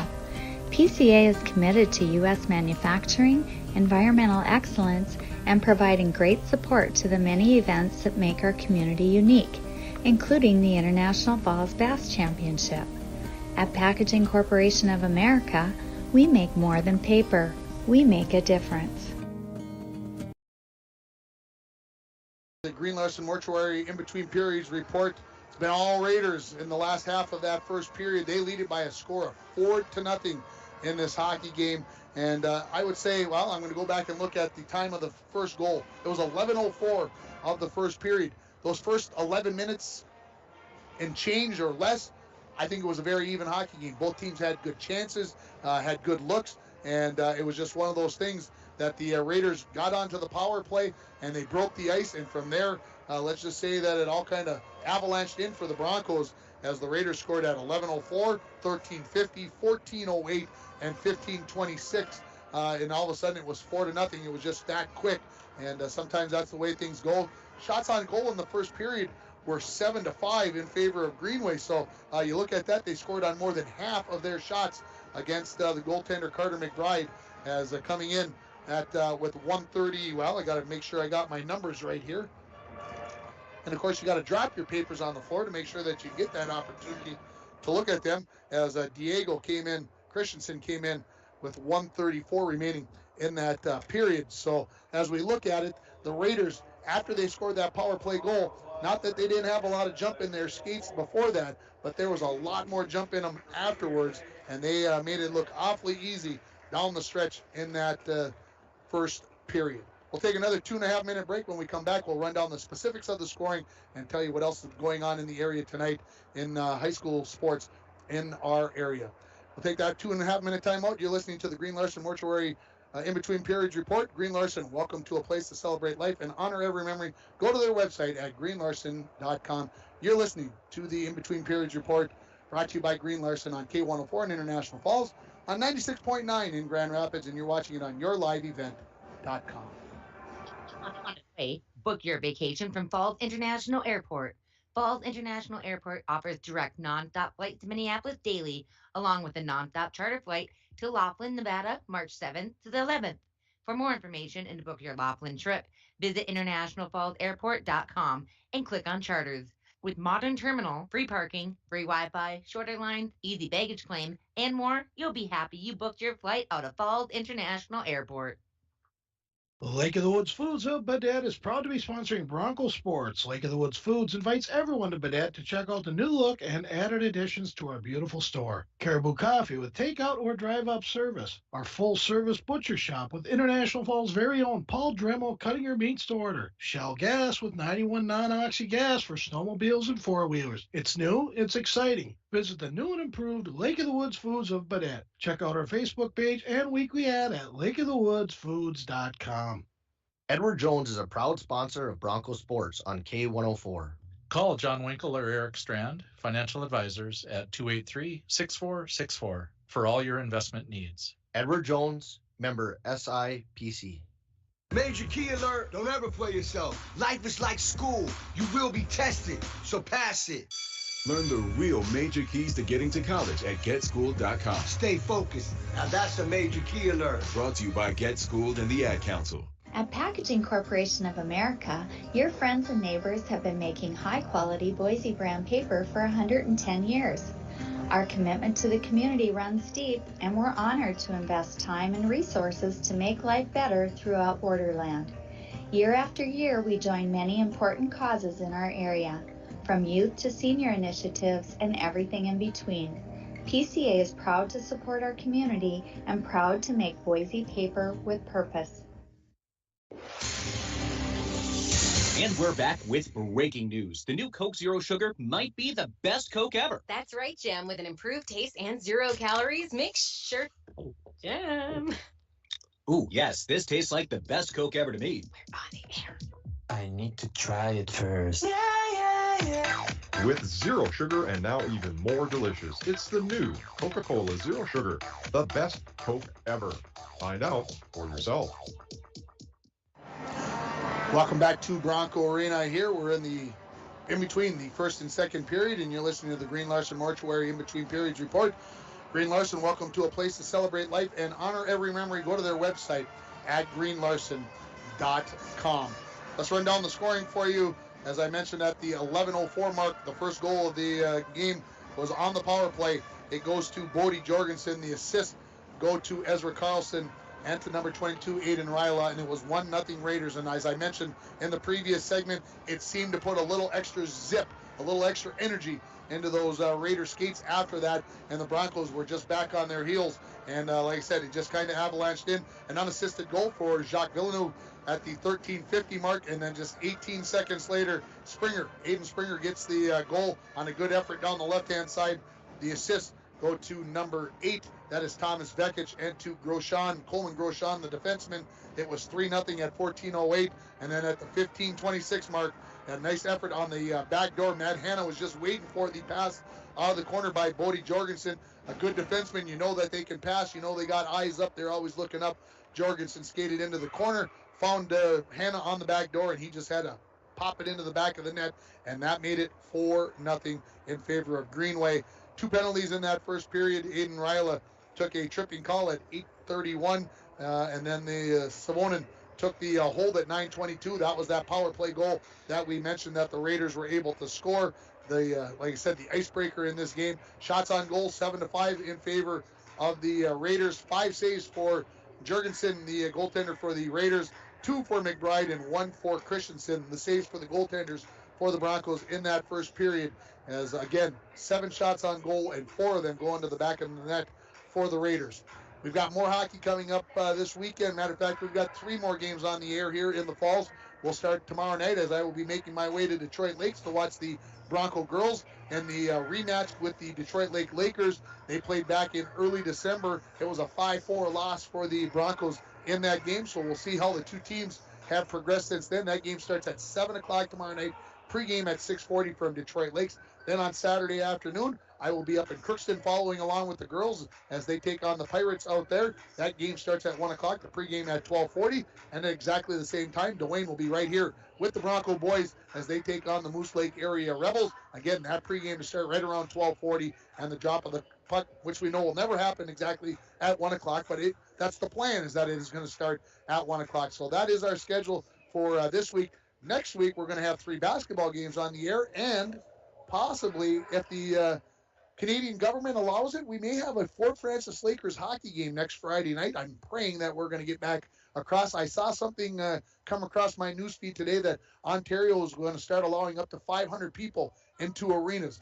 Well, in my mind, that means that they could start playing hockey with fans there, and I think that's something that, of course, the Canadian friends would love to see happening and get those games back underway. And, of course, we've got, thankfully, after all of this, we've only had 1 Fort Francis game that we missed on, a Muskie game that we missed on our schedule, but hopefully we'll be able to pick up those games coming up in February. And then, of course, you know what happens after February? It's March Madness. That's when the craziness starts, and we'll hopefully be running around and following teams in the playoffs. The teams are just about ready to come on the ice. We're going to take a final 2-minute timeout, and we'll come back with the second period. The Raiders are leading it, the Broncos, by a score of 4-0. You've been listening to the Green Larson Mortuary in between periods report. For Bronco Boys Hockey and Raider Boys Hockey on K104, on KMFY, and on YourLiveEvent.com. Lake of the Woods Foods of Baudette is proud to be sponsoring Bronco Sports. Lake of the Woods Foods invites everyone to Baudette to check out the new look and added additions to our beautiful store. Caribou Coffee with takeout or drive-up service. Our full-service butcher shop with International Falls' very own Paul Dremel cutting your meats to order. Shell Gas with 91 non-oxy gas for snowmobiles and four-wheelers. It's new, it's exciting. Visit the new and improved Lake of the Woods Foods of Baudette. Check out our Facebook page and weekly ad at lakeofthewoodsfoods.com. Worley Motors is your local Chrysler, Dodge, Jeep, Ram and Ford dealer. Stop in today for a test drive on our all-new 2021 Ford Explorer XLT that just arrived. This one has a 2.3-liter EcoBoost engine with a 10-speed auto transmission, remote start, heated seats, heated steering wheel, with Ford Pass Connect and much, much more. For all the details, stop in to Worley Motors, 309 5th Street, International Falls. Snow falls on an old apartment. Inside, the holiday season is in swing. On the first floor, Cokes are poured and stories shared among friends. 3 flights up, one generation passes down the family recipe to the next. So good. Inside every home, there's magic. Coca-Cola, real magic. Enjoy the real magic of the season with close friends, family, and refreshing Coca-Cola paired with all your holiday meals. Ho, mateys! Mike, the pirates are back. Oh no, not them. They came in for icebox days and now they no longer want to walk the plank. Why not, Don? They're pirates. Mike, now they just want to walk the carpet tiles. Well, of course they do, Don. It's warmer on their feet. Update your home and business with any of the major brands of flooring. Call now to get on the installation schedule. At Studio B Flooring next to the Falls Eye Care, 218-240-5599. And the cheerleaders escape out their new side door here at Bronco Arena. We'll have hockey action here as the teams, of course, switch ends. The Broncos will be going left to right in this second period. As I look from all my notes, make sure I'm ready to go here for period number 2. As we get those names down for the Raiders, I hope I'm not making too many errors along the way, keeping everybody apprised of the situation. As we come out here, it's going to be that second line for the Broncos of Max Dremel, Skifstead, and Matt Worley. For the Raiders, they'll come out with the first line of Klein, Herfindahl, and Villeneuve. We're ready for second period hockey. Raiders leading at 4-0 as we get underway. Skifstead off the faceoff, skates parallel to the red line. Good job by Herfindahl to knock the puck off of his stick. Coming in now is Klein. Klein skates in the corner. Lays on the brakes. Short side. Christensen makes the first save. Rebound. Missed the mark. Boy, right out front was Villeneuve. He had a wide open net and somehow couldn't bury it for the Raiders. They could have been 5-0 that quick, about 15 seconds into the second period. Joslin along the far half wall. Has it taken away by Klein. Klein skates in, backhand. Save with the toe by Christensen. Wow. Nice job there by Diego Christensen. After not starting this hockey game, he's come up with a couple of difficult saves. There's a shot by Herfindahl. That hit traffic. Trying to clear it away of the Broncos off to the far side to Skifstead. He knocks it out to neutral. Picking up there is Groshon. Knocks it back towards the Broncos zone. Joslin has it.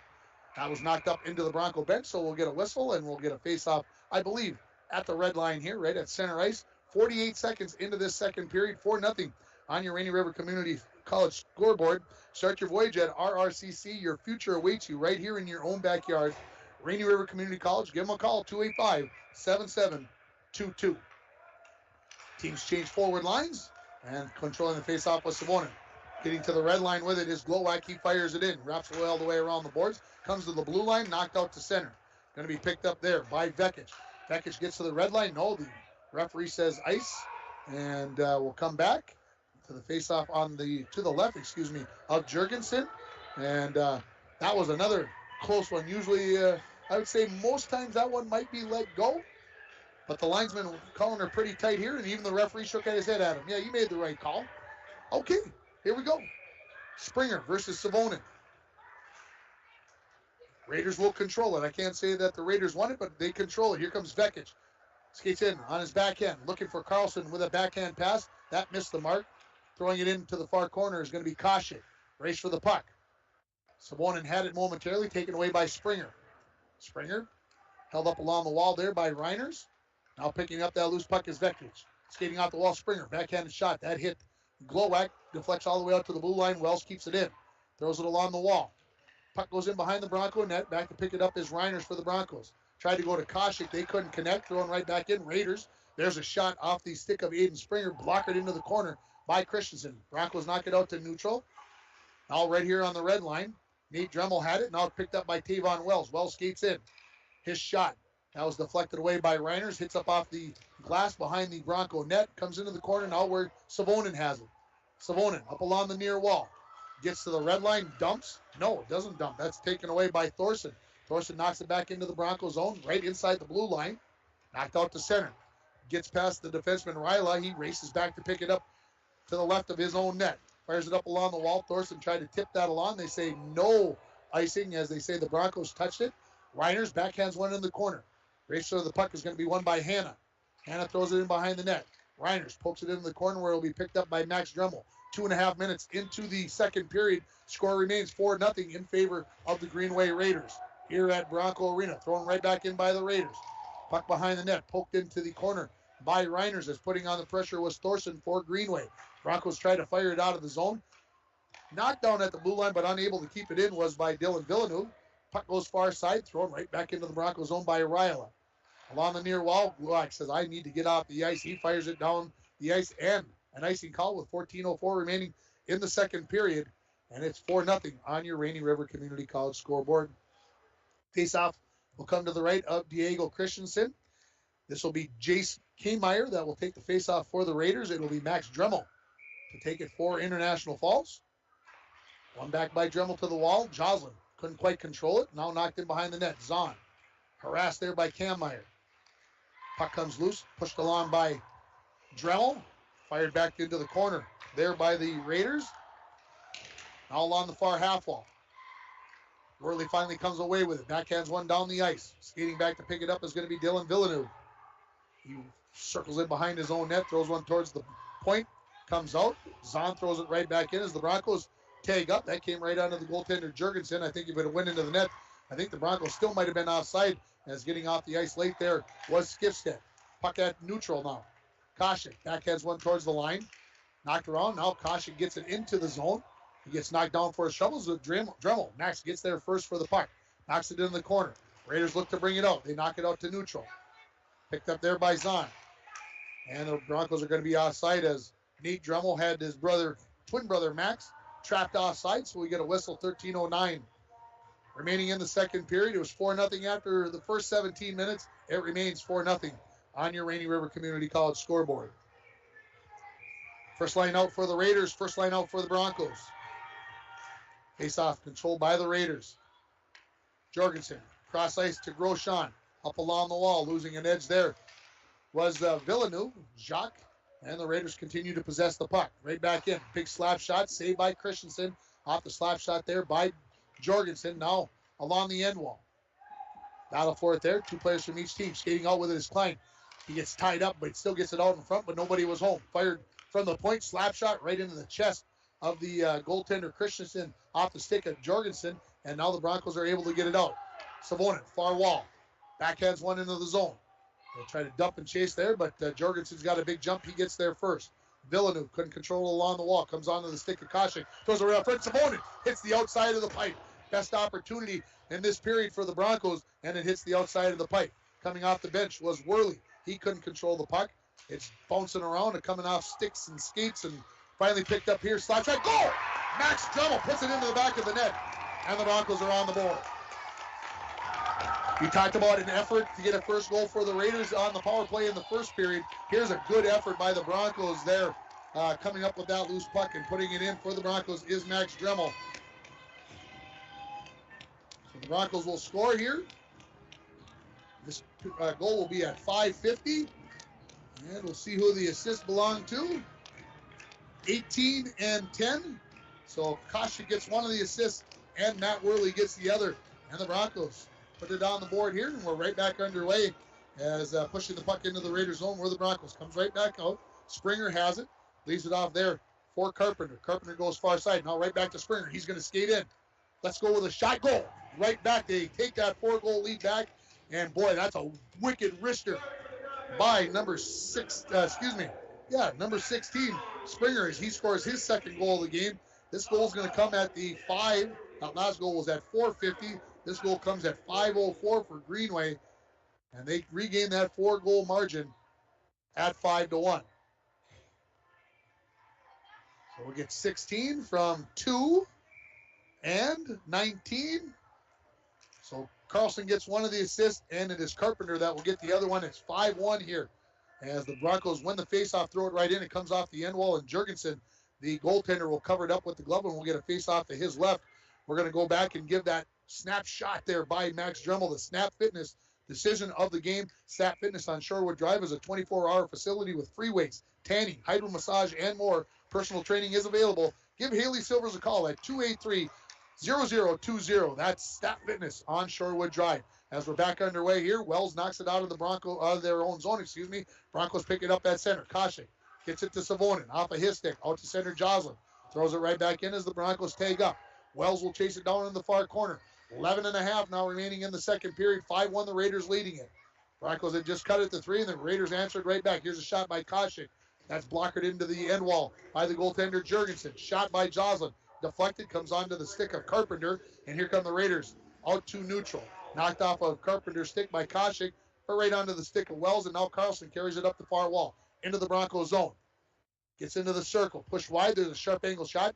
Christensen makes the chest save there, but picking up the puck, Ezra Carlson out to the point. Dylan Villeneuve, his shot deflects, goes to the end wall. Picked up by Thorson. Good body check there by Zahn, dislodges the puck, and the Broncos look ready to come out just out of the reach of Nate Dremel. Was Koshik's pass.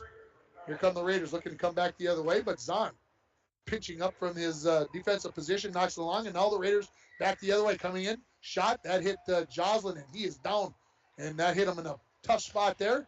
And coming up with a save there was Christensen as the Raiders continue to apply the pressure. Shot from the wall, rebound. That's fired high by Thorson. Raiders continue to keep it in the zone. I'm watching Joslin having a tough time skating. Now it looks like maybe the sting has gone away, and he'll fire it all the way down the ice, and he's going to head to the bench, and he is favoring, it looks like, his left ankle. He may have caught the puck right there in the boot, and that one's going to hurt for a while as the head is down, and I'm just going to guess maybe a couple bad words maybe coming out of somebody's mouth. Just how sometimes you got to deal with that kind of pain. Face off to the left of Diego Christensen. Puck goes to the wall. Battle for there now. Dremel has it. Played it off the wall to himself, but taken away by the Raiders. They keep it in at the point by Ryala. Played along the half wall now. Max Dremel plays it back towards the point. Knocked back in by Ryala. Man, nice save right there by Ryala. He skates in, shoots. Good save by Christensen. Rebound knocked away by the Broncos. Roski, there's a shot that hit traffic out front. Raiders flying around. Here's another shot. That's a kick save on a deflection by Christensen. He gets the right leg out there, and the Broncos fired all the way down by Worley, and it'll be an icy call on the Broncos. They needed it as the Raiders applying the pressure, and Aiden Ryala and Max Dremel exchanging pleasantries at mid-ice. And so we'll get a face-off back to the right of Diego Christensen. 9:40 remaining in the second period. We're almost at the halfway mark of this game. 5-1. The Raiders leading it on your Rainy River Community College scoreboard. Taking the face-off for the Raiders will be Kammeyer. Savonin wins it back for the Broncos. Reiners tried to throw it in behind the net. It was picked off there by Kammeyer. Clearing attempt by the Broncos, knocked out by Parker Olsen. Picked up in neutral by Jorgensen. He skates back into his own zone. Tried to fire it off the wall. That was picked off by Parker Olsen. His shot goes wide of the mark. Onto the far half wall now. Coming up with the puck there is Koshik. He was battling along the wall there. Coming in now to the end wall. Pinched off there. Now it's Rochon that comes up along the near wall. Looking for Trombley. He's knocked down. Savonin also knocked down. Now 4 players. Pinned it up along the half wall. Kammeyer digs it out of there. Tried to clear it. There's Parker Olsen with another steal from behind. His backhanded shot goes over the crossbar. Played off the end wall, and now here come the Raiders. Kammeyer comes out with Trombley. He dumps, and he'll get fresh people on the ice. Trombley gets into the corner. Knocked out the puck by Reiners. Teammates join in, trying to dig the puck off the wall. And we're going to hand raised by the referee, and it's going to be a penalty coming up on the Broncos. Skating off the wall, shot there by Klein. That hits a stick, goes up into the netting, and the Raiders are going to go on the power play, and they're going to call an elbowing penalty here on Parker Olsen. This penalty comes at 8:29. We're just 1 second short of the halfway mark of the period. And I go back here, and no Max Dremel for the first goal, and he picks, so no winner in our Dominoes pick. And so we'll get a face-off to the right of Diego Christensen. So the Raiders on the power play. Broncos win the face-off. Joslin tried to clear it. Back out there with that tough ankle, but the Raiders control. Out to the point. Ryala. Wrist shot. That hit Dremel. Goes wide of the mark. Christensen knocks that into the corner. Picked up there by the Raiders. This is Klein. Little give and go. Yep, gets it back. Couldn't get a good stick on there as the pass came from Jacques Villeneuve. Raiders continue to control. Jorgensen back to the far wall to Carlson. That was just out of his reach. It goes into the corner. Picked up off the end wall now. Carlson looking, waiting. C on the chest. Out to the point. There's a shot by the other C. Rebound goal. And that is going to belong to number 7, Jacques Villeneuve. And the Raiders score their second power play of the hockey game. Villeneuve gets his second of the game, and the Raiders lead it by a score of 6-1. This goal comes at 9:06, and we'll see who's going to get the 2 assists. We'll make sure we get them in the right order. As Villeneuve from, we'll have to wait as my PA guy did his job first and not my job first. So 7 and 2. That's it. So Carlson gets the only assist as we're back underway here. 6-1 now. Raiders leading it. On the far wall, Raiders looking to come in. They knock it in off the stick of Aiden Springer. Comes in behind the Bronco net. Glowacz gets there first. Rings it around the boards. Picked up by Koshik along the far half wall. He skates it out of his own zone. Cross ice looking for Nate Dremel. Just didn't quite connect, but getting it back to Savonin, and all the Raiders get a turnover, and Nate knocks it right back around. Raiders have it in their own zone now. Wells looking for Carpenter. He goes up along the far wall. This is Hanna. Hanna knocked off the puck there and coming back the other way. Koshik, he skates in against Wells. Pushed wide.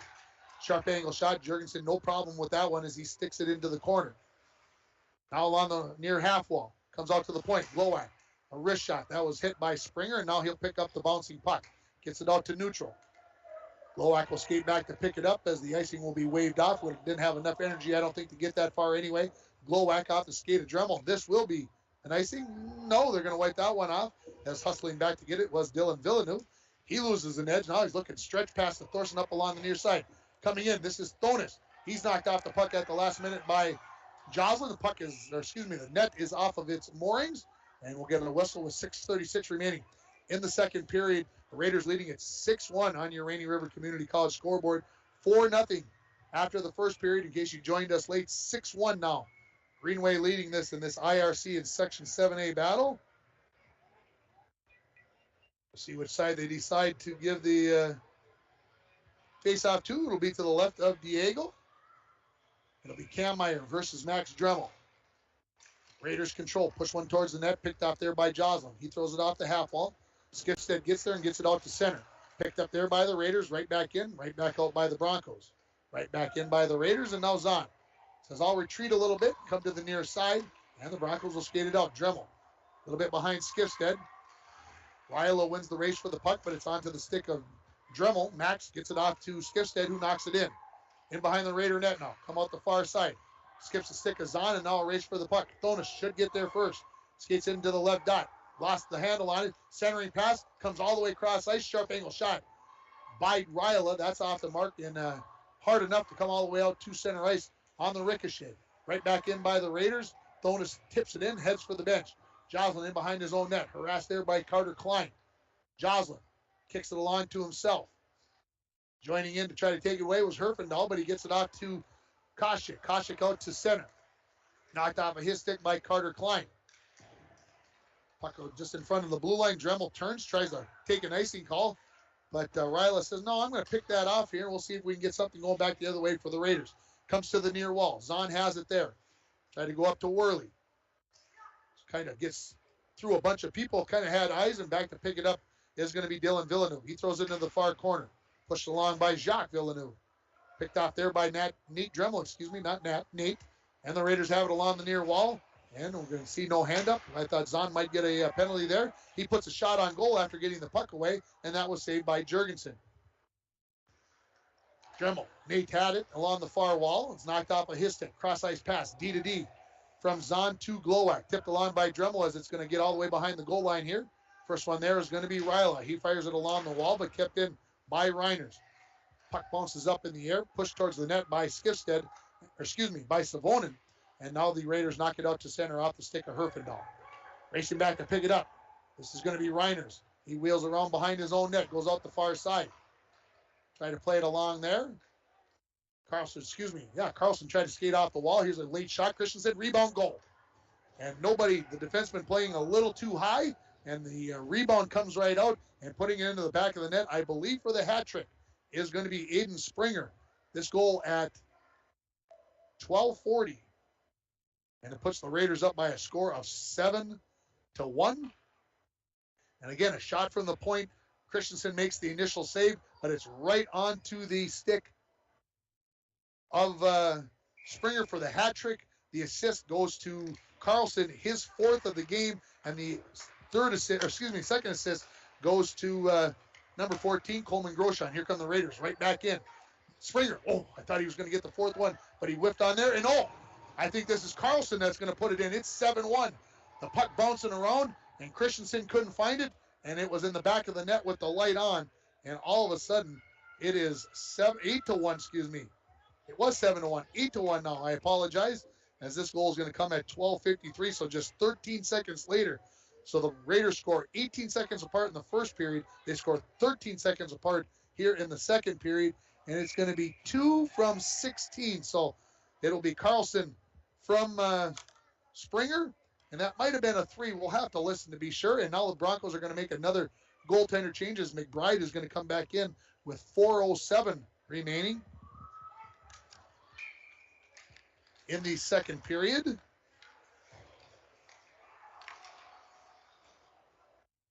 Puck is at center ice. With it is Jorgensen. He knocks it into the zone. Again, we'll pick up the official scoring here. If it was a 2 or a 3, I got to be sure for myself. Raiders push it into the near corner.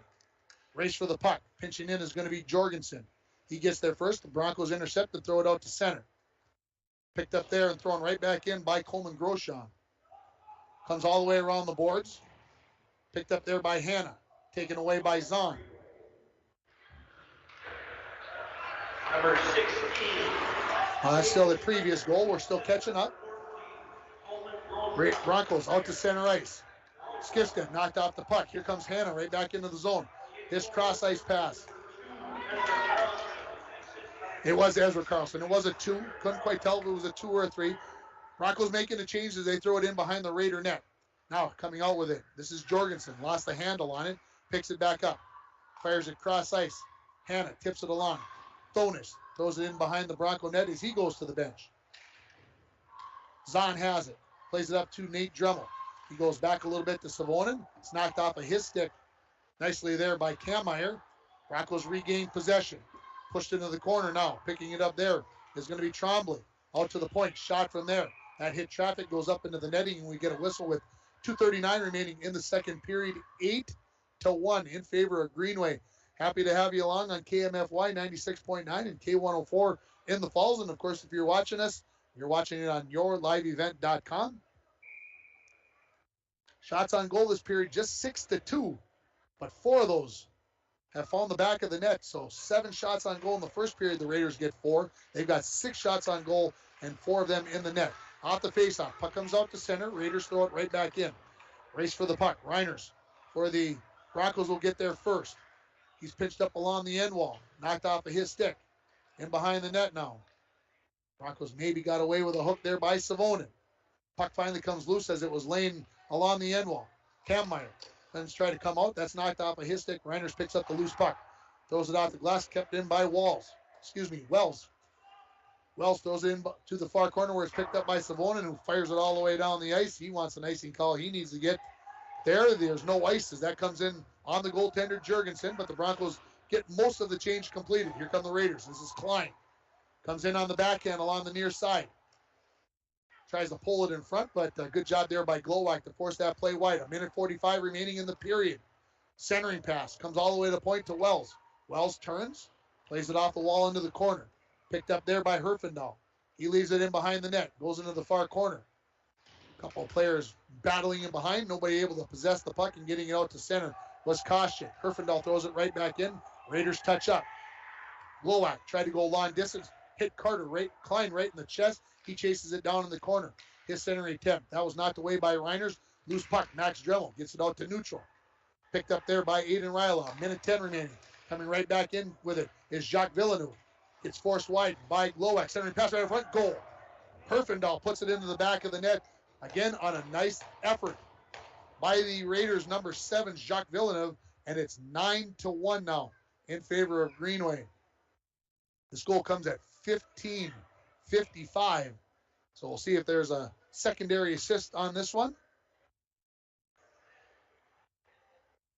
There is not going to be. 20 from 7 is going to be the goal. Scoring, I believe. My marker must be running out of juice. And we're back underway. Puck back in the Raiders zone. Stretch pass looking out there for Vekic. That was a little out of his reach. Throwing it right back in is Zahn. Worley gets there first. He's checked out the puck on a big hit there by Ryla. Puck along the far half wall. Pushed towards the point, picked up by Ryla. He gets it out to the red line. Broncos try to throw it right back in. They didn't. Skipstead has it. Knocks it along, now carries it in. Makes a move, shoots, saved by Jorgensen. That goes to the end wall. Picked up there by Ryla. He can't get it out of the zone as Joslin twice flips it towards the net. Twice, doesn't get it very far. Out of the zone, right back in. In behind the Raider net, comes into the near corner now. This is Dylan Villeneuve. Along the wall, Vekic backhands it out to neutral. Into the Broncos zone now where Joslin has it. Comes to the near half wall with 13 remaining. Zahn tries to clear it. That hit a couple of Raiders players, go back towards the end wall.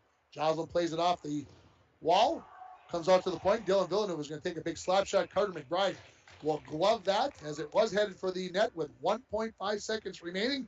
Stay tuned for the Green Larson Mortuary intermission report.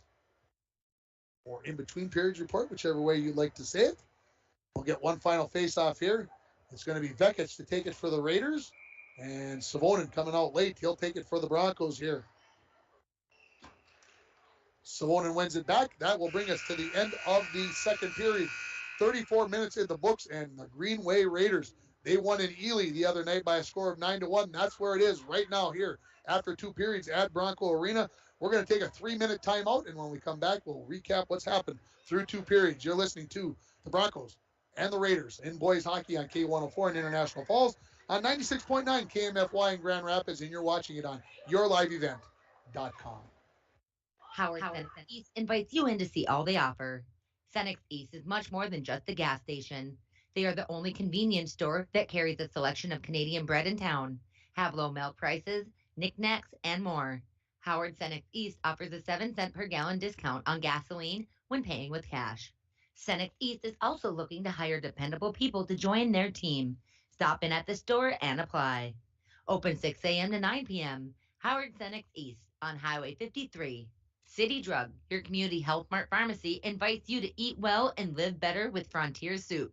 Gluten-free, non-GMO, no added salt or preservatives. The homemade minute mixes offer a variety of easy-to-prepare soups. South of the Border Tortilla and Chicago Bistro French Onion are best-selling favorites. Try Minnesota Heartland 11-bean soup or the always popular Rocky Mountain Trail loaded potato soup. Frontier Soups, clearly made from ingredients you know. City Drug Health Mart, taking the time to listen and care. There's something special about coming from small towns like International Falls, and the folks at Canada Electric know what it is. It's the connection, the attachment, and the deep pride you feel towards your community, especially your youth.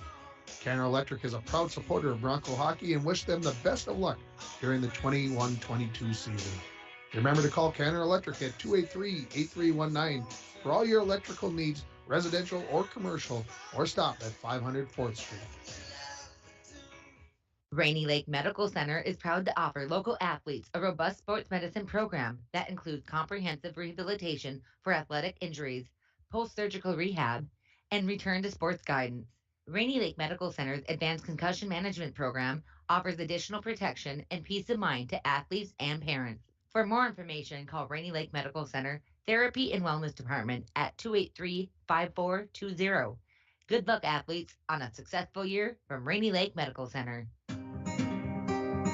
At Packaging Corporation of America, we make Boise brown paper with purpose. We understand our responsibility to the community, and we're honored to support the many needs and events occurring in Borderland. From providing donations to local schools and events, to supporting organizations meeting physical needs in our community, PCA does more than make paper. We make a difference. A message from CAPE, Couchiching Area Prevention and Education. The 2021 International Falls Positive Community Norm Student Survey found that most students report that their parents would feel it was wrong for them to drink any amount of alcohol and that their parents would not allow them and their friends to drink alcohol at home.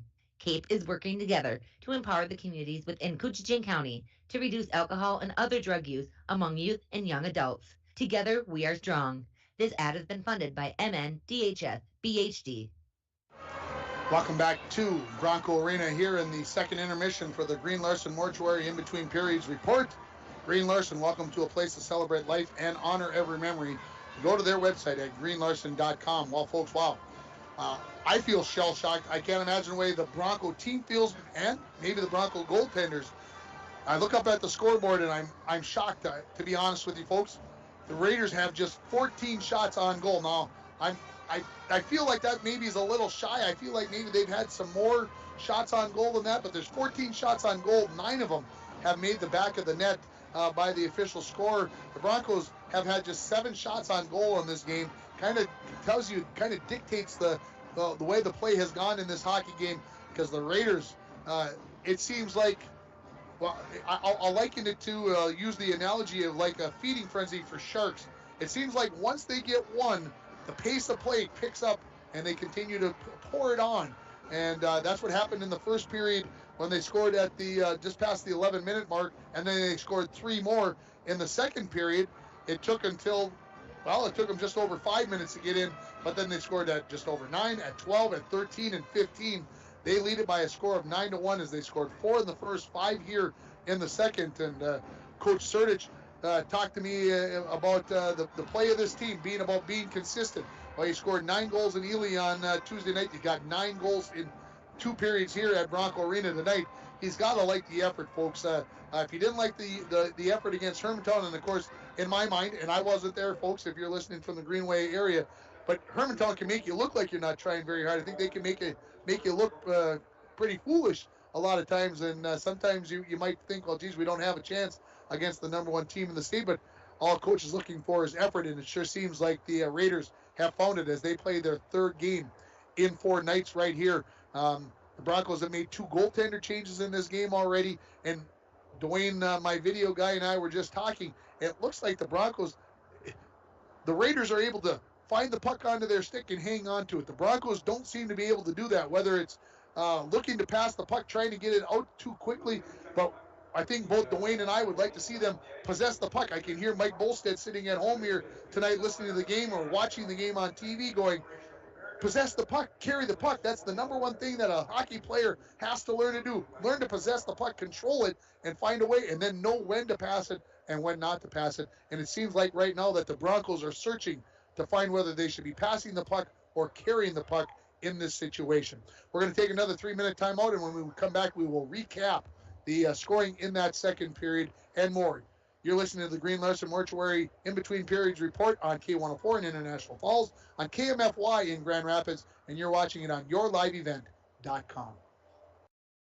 Coming June 23rd through the 25th at Brainerd International Raceway, the Midwest Premier Country and Rock Festival. Lakes Jam presented by R&J Broadcasting. On the Bud Light main stage, hear John Party, Tesla, Gabby Barrett, Warrant, Kix, Mark Wills, and more. It's more than a music festival with watercross, drifting, poker tourneys, lawnmower racing, and more. For tickets and more information, visit lakesjam.com. It is the Red Tag Bonus Cash event going on now at Ekman GM of International Falls. New inventory coming in every day. Check this out. The new 2022 Chevrolet Silverado 1500 LTD Crew Cab, standard box 4-wheel drive, MSRP $59,925, sale price $59,425. And this one, new 2022 Chevrolet Colorado Crew Cab, long box 4-wheel drive, MSRP is $42,290. Chevrolet, find new roads. Find out more at EkmanGM.com. From all of us at Enbridge, thank you. Thank you. Miigwech, and thank you for working on Line 3 replacement. Thank you to everyone who supported this project. Construction is complete on a new and safer pipeline that will deliver the North American energy that we all rely on every day. And it's done thanks to the support and hard work of thousands of people. I'm grateful for every single voice of support and every hour of labor put into this project. Thank you. This is Jim Berkemeyer, owner of R&J Broadcasting Incorporated. Together with Bernie, we're inviting you to join us on a tour of Victoria, Vancouver, and the Canadian Rockies, July 14th through 23rd. On this tour, we'll visit historic Victoria, tour the breathtaking Butchert Gardens, and experience the stunning scenery of the Canadian Rockies via rails train. Visit holidayvacations.com, keyword RJ. Learn more about this tour and watch the travel show, or call 888-557-1020 for a free brochure. Remember the keyword RJ. Lake of the Woods Foods of Baudette is proud to be sponsoring Bronco Sports. Lake of the Woods Foods invites everyone to Baudette to check out the new look and added additions to our beautiful store. Caribou Coffee with takeout or drive-up service. Our full-service butcher shop with International Falls' very own Paul Dremel cutting your meats to order. Shell Gas with 91 non-oxy gas for snowmobiles and four-wheelers. It's new, it's exciting. Visit the new and improved Lake of the Woods Foods of Baudette. Check out our Facebook page and weekly ad at lakeofthewoodsfoods.com. GreenLarson.com. Well, this 146th meeting between the Raiders and the Broncos has been all Raiders. They lead it by a score of 9-1 on your Rainy River Community College scoreboard. And let's run down the scoring in the second period. The Broncos broke through after trailing 4-0 after the first period. Max Dremel would get the goal, the assist going to Colin Koshik and Matt Worley. And the Broncos were within 4-1, and you thought, hey, here we go. Well, before the Bronco band could finish the school song, the Raiders had put their margin back up to 4 as Aiden Springer comes in at the 5:04 mark, the assist to Ezra Carlson and to Caden Carpenter, and it was 5-1. And then the Raiders just piled it on. 9:06, Jacques Villeneuve gets the goal. Ezra Carlson gets the assist on the power play at 12:40. It was Springer getting the hat-trick goal. Carlson gets his third consecutive assist and fourth of the game, and another assist to Coleman Groshon. The next goal at 12:53, just 13 seconds later, goes to Ezra Carlson, the assist to Springer. So Ezra Carlson has a 5-point night here as he's got a goal and 4 assists, and then getting the 9th goal with 1:05 remaining in the period. That was Joe Herfindahl, the assist going to Jacques Villeneuve. So Villeneuve has got a couple of goals and an assist. Obviously, in a 9-goal game, you're going to have some multiple points. And, of course, again, 5 of them right now for Ezra Carlson, one of the players that has the C on his chest, and he's showing me why he's in charge of that. Shots on goal in that period, 7-2 in favor of the Raiders. 5 of those go into the net, so 1 save for each for McBride and Christensen. Jurgensen comes up with 1 save as the 1 goal goes in for the Broncos. Just 1 penalty in that period. Of course, the Raiders scored on the power play. That was on Parker Olson for an elbowing penalty right along the boards as he got his elbow up a little bit high. We're going to take a final 2-minute timeout here. Now let's make it 2.5, Super Joe, down at KMFY. Let's make it 2.5, and when we come back, we'll come back with the third period, which will start in running time. You're listening to Bronco and Raider Hockey on KMFY 96.9 in Grand Rapids, on K104 in International Falls, and you're watching it on yourliveevent.com. City Drug, Community Health Mart Pharmacy invites you to eat well and live better with Frontier Soups. Gluten-free, non-GMO, no added salt or preservatives. The homemade minute mixes offer a variety of easy-to-prepare soups. South of the Border Tortilla and Chicago Bistro French Onion are best-selling favorites. Try Minnesota Heartland 11 Bean Soup or the always popular Rocky Mountain Trail Loaded Potato Soup. Frontier Soups, clearly made from ingredients you know. City Drug Health Mart, taking the time to listen and care. Lake of the Woods. At Packaging Corporation of America, we're proud to sustainably manufacture America's top-selling brand of paper right here at our International Falls Mill. PCA is committed to U.S. manufacturing, environmental excellence, and providing great support to the many events that make our community unique, including the International Falls Bass Championship. At Packaging Corporation of America, we make more than paper.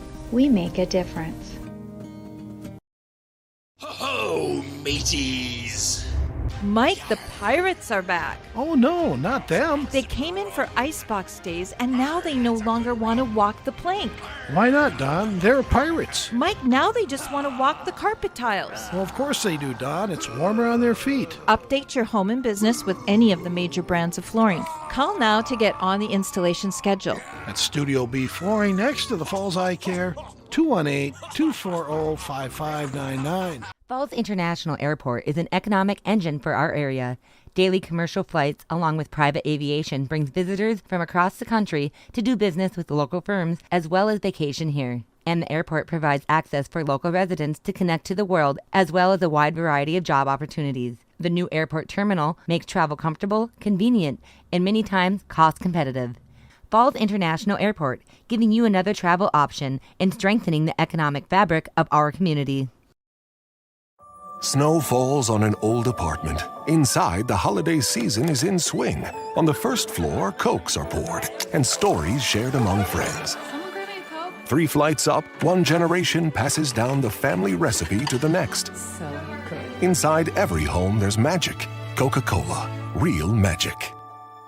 Enjoy the real magic of the season with close friends, family, and refreshing Coca-Cola paired with all your holiday meals. Bronco Arena, Super Joe, I think I gave you 3 minutes there, and I apologize, but the Broncos aren't on the ice, and now here they finally come. I thought maybe we might get a delayed game penalty because the Raiders have already done their warm-up skate. The goaltender is in net. They're waiting, and, we got to do the school song, but, a 6 o'clock game, there's no rush to get anywhere. Derek Gibo is the new goaltender in the pipes for the Raiders as he'll get some action here. I'm just going to look because I do have the IRC stats here. I got to see if Gibo has played yet this year. And I look down, and he has not. Nathan Jurgensen has played every second. Oh, no. Ethan Ambule, has played 68 minutes. So Derek Gibo coming in here, number 24. He will be the goaltender in the third period here for the Raiders. It is 9-1 here on your Rainy River Community College scoreboard. As again, we will be in running time as we start this third period, as we wait patiently for the school song to get done. Of course, can't start the school song without the team coming onto the ice. That's an unwritten rule here in International Falls, I believe. I just think that's the way that it is. Been here for 28 years. I could be wrong on that, but I think that's how it works. The Broncos are going to be going right to left. McBride is going to be the goaltender here for the Falls as I look to my right as we get this third period underway. And again, the Broncos playing back here on home ice on Saturday afternoon at 1 o'clock as they take on Moose Lake area. That's now a Section 7A game as the Rebels are now in Section 7A. That game will be on KGHS 1230 AM and 95.3 FM as I'll be over on the FM dial right here taking care of the girls from Crookston. We are underway as the Raiders control. Comes to the Bronco blue line, played along the wall there. Cam Meyer knocks it into the corner. Puck laying there, going to be picked up there by Parker Olsen, tries to clear, kept in at the point. Shot from there, that hit traffic, comes into the corner. That shot from the point off the stick of Bodie Jorgensen. In the corner now with it is Cam Meyer, out to the point to Carpenter. Carpenter shot, that hit Skifstead. Came over to Jorgensen, and the official says that came outside of the blue line, and the clock is stopped. I'm not exactly sure why. Again, our inexperienced clock runner here tonight, and now she's, I think it's a she, could be a he, can't tell, mask on, hat on, but I'm just looking, and clock has started here again. So face off just outside of the blue line for the Broncos. Raiders control it. This is going to be the Raiders shoveling it in there. That is number 5. That is Keller Mitchell. Well, you guys may have left me a little short. Number 5, I think that could be Bo Carlson, but it could be somebody else, folks. They told me Bo was not in the lineup, but that was number 5. And so now here come the Broncos back the other way. Hitting it out to center was Nate Dremel. Max picks it up, throws it right in on Gibo. He saves it there. Going to be picked up by the Raiders. Tried to clear it, kept in by Reiners. Reiners throws one towards the net. That's knocked away by Jorgensen. His clearing attempt. That's corralled by Max Dremel. He throws it towards the far corner. Picked out there by Carpenter. 9-1 on your Rainy River Community College scoreboard. Raiders ringing around the board. Thonis gets it out to center. No, kept in by Zon along the near wall. Brody Carlson, first time I've had a chance to say his name. He pushes it along the wall. Now the Raiders pick it up in behind their own net. Bodie Jorgensen gets it out to neutral with a little help there from number 11, Gino Trombley. Broncos knock it right back in. Jorgensen winds it up, comes along the near wall into the Broncos zone with a head of steam, throws one out front. Joslin, I think, hit that into the far corner, picked up by the Raiders. Come to the near wall. This is Thorson. Thorson kicks it into the corner. Races to pick it up, pushes it out front. That is going to be cleared away by Jake Olson. He escapes his own zone. He's got Koshik with him. Sends it over to him. along the near side. Koshik, sharp angle shot. Jibo knocks that down with the glove. Rebound right out front. Whirling, puts it in the back of the net on the second opportunity. And the Broncos get within 9-2 here. His goal will come at approximately 2:15 of the third period. Second goal for the Broncos here, as Worley will pick up his first goal of the season. And the assist will go to, we'll wait to get the official. It is going to be 12 and 14, so the Olsen boys, Parker and Jake first, and then Parker the second one. So we'll cut the margin here to 9-2 as we approach 14 minutes remaining in the game. Off the faceoff, Wells right into the zone with it. Leaves it off there, shot, that goes wide of the mark. Off the stick there of Thonis, comes out to the point and comes up into the crowd. And so let's give that the drive of the game. Brought to you by Nagurski Transportation. Moving your products safe and fast. Nagurski Transportation is looking for new professional drivers to join their team. Call them at 218-689-2064 or stop out there near the junction in Pellin. Off the faceoff. Shot towards the net. That hit traffic. Comes all the way out to center. Back into his own zone to pick it up is going to be Groshon. He goes far side. Vekic takes a big hit, but he gets it into the Bronco zone. Reiner's in behind his own net. That's broken up by Carlson. Carlson taken away by Savonin. He skates in behind his own net, goes far side. That's knocked away by Vekic. He heads to the bench. Pushed along the near wall by Reiners. Kicked along. Savonin tries to get it out. Kept in nicely there by Groshon. Puck comes loose in the slot. Going to be picked up. Springer shot, goal. Had all kinds of time, and he finds goal number 4 on the night for Aiden Springer as he went top shelf. Where Grandma keeps the cookie jar, I had to say it tonight. And the Raiders lead it 10-2 here. We'll put this goal at the 4-minute mark. And we'll see what kind of assists we get on the 10th goal for the Raiders. And it's going to be 2 assists, 14 and 2. So Groshon and Ezra Carlson. So Carlson picks up his 6th point of the night. He's got 5 assists. And Springer has 4 goals, so not too shabby. Puck right back into the Broncos zone. The Raiders have to touch up. Joslin in behind his own net. Flicks it all along the far wall. Nate Drummel tries to clear it. It's kept in by Dylan Villeneuve. He throws it in behind the net. First one there is Jacques. He goes back in behind the net to Carter. Right up front, Herfindahl picks the spot. That hit Joslin as he was looking to go to the near post. Puck comes to the near half wall. Herfindahl backhands it into the corner. Drummel has it there. Tried to play it back to Brody Carlson. He pushes it out to the point. Shot there by Ryla. That just misses the far corner. Comes off the end wall. Pinching in from the point is going to be Dylan Villeneuve. He gets it to the end wall. Klein skates out of the corner. Back out to the point to Dylan Villeneuve. His wrist shot comes all the way to the end wall into the near corner. Brody Carlson will pick it up there. Carlson skates out to the red line, gets there, sends it all the way down, and they call icing. And they've been very consistent with that call all night. And Dwayne, my video producer, shaking his head in disgust. He reffed for a lot of years, and he doesn't think that should be called the icing call, I don't think. Just my guess. I can't hear him. I got the headphones on, but his visual out of the corner of my eye, I can see it. Face off to the left of McBride.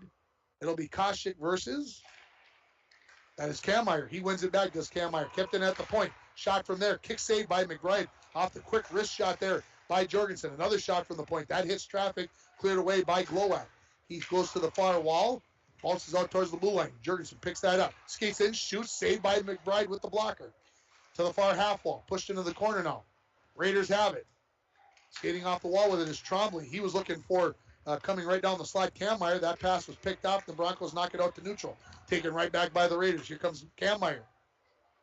Skates in. Tries to push one in. McBride got a piece of that one. Comes to the far post. And tied up there by number 21. That is Rosti. Was number 11 Trombley. If he doesn't get tied up there, he just pushes that into a back of an empty net. In the near corner. Glowak has it now. Tries to come along. He's knocked down from behind. Jake Olsen gets it up to Koshik. Can he get it out of the zone? No. Picked up there now. Skating in is Hanna. His shot hits Glowak right in the skate. Here's a shot from the point. That hits the crossbar. A wrist shot from Bodie Jorgensen. And McBride didn't have a chance on that one. And he brings it off the crossbar up into the netting. And we'll get a new puck in here as we approach 10 minutes remaining in this hockey game. 10-2. The Raiders leading it on your Rainy River Community College scoreboard. Make sure you stay tuned for our Manco Trucking postgame show where we will talk about our Canner Electric play of the game and we'll name our North Star Electric Energy Star player of the game. Face-off, knocked into the corner from the left of McBride. Zahn knocks it all the way around the boards. Far side now. Parker Olson skates up along the wall, and he throws that into his own bench, so we get another whistle as the clock continues to move here. Raiders looking like they'll improve to 7-5 on the season. Looks like the Broncos will drop their 5th straight here and fall to 2-9 on the season. Of course, IRC game here, and this will keep the Raiders. They are in first place. They will be 3-0 in the conference if they hang on for this win. Broncos win the faceoff, wrap it all the way around the boards out to center. Skifstead tried to get it past the Greenway player. That was Grosjean. He fell down, and that was a good thing for him, I think, because they couldn't get the puck past him.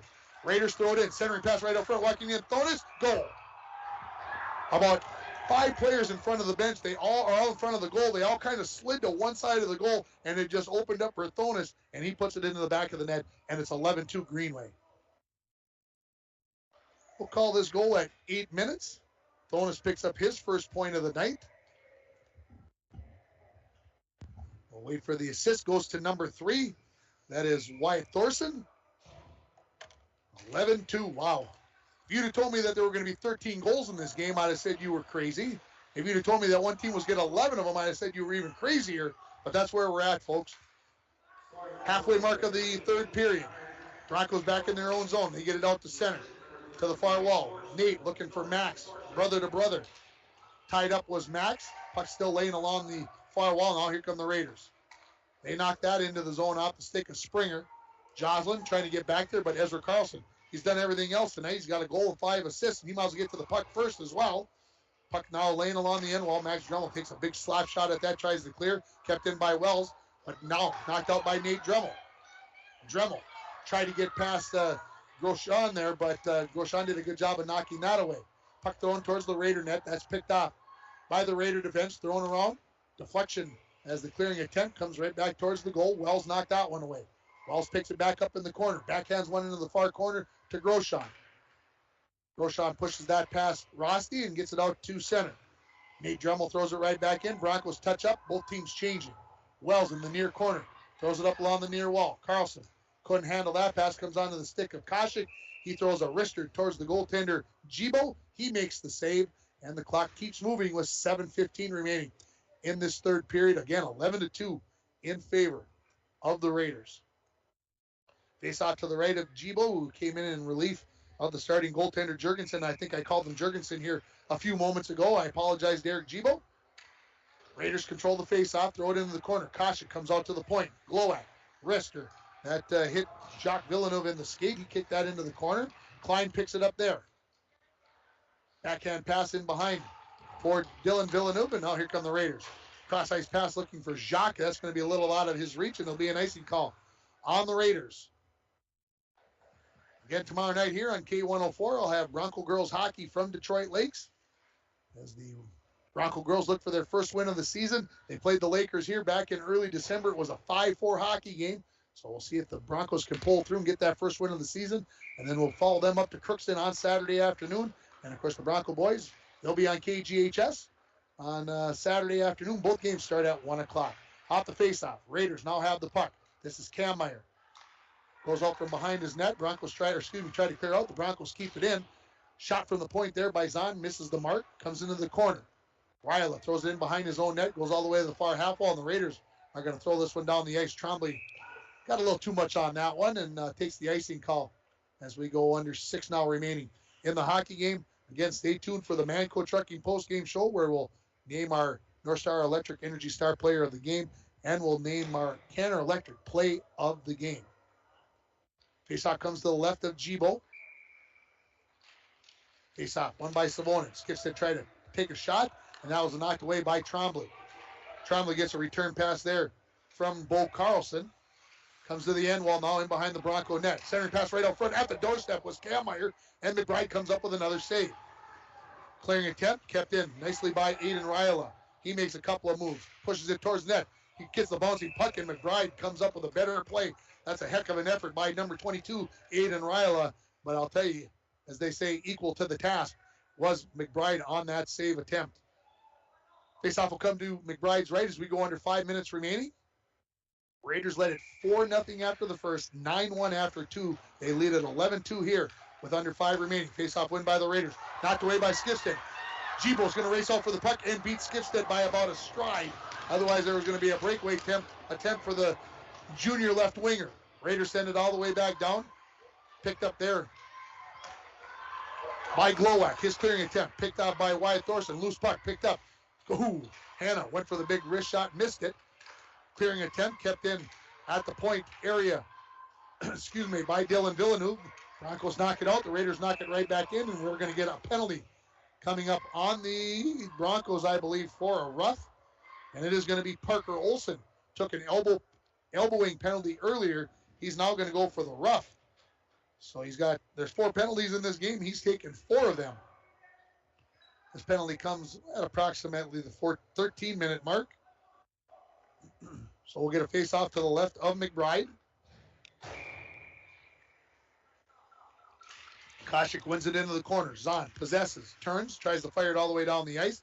That was deflected, going to be picked up by the Raiders' Thorson, and then knocking it out of the air. They say not with a high stick, off the stick of Max Dremel. Back to pick it up is Ryla for the Raiders on the power play here.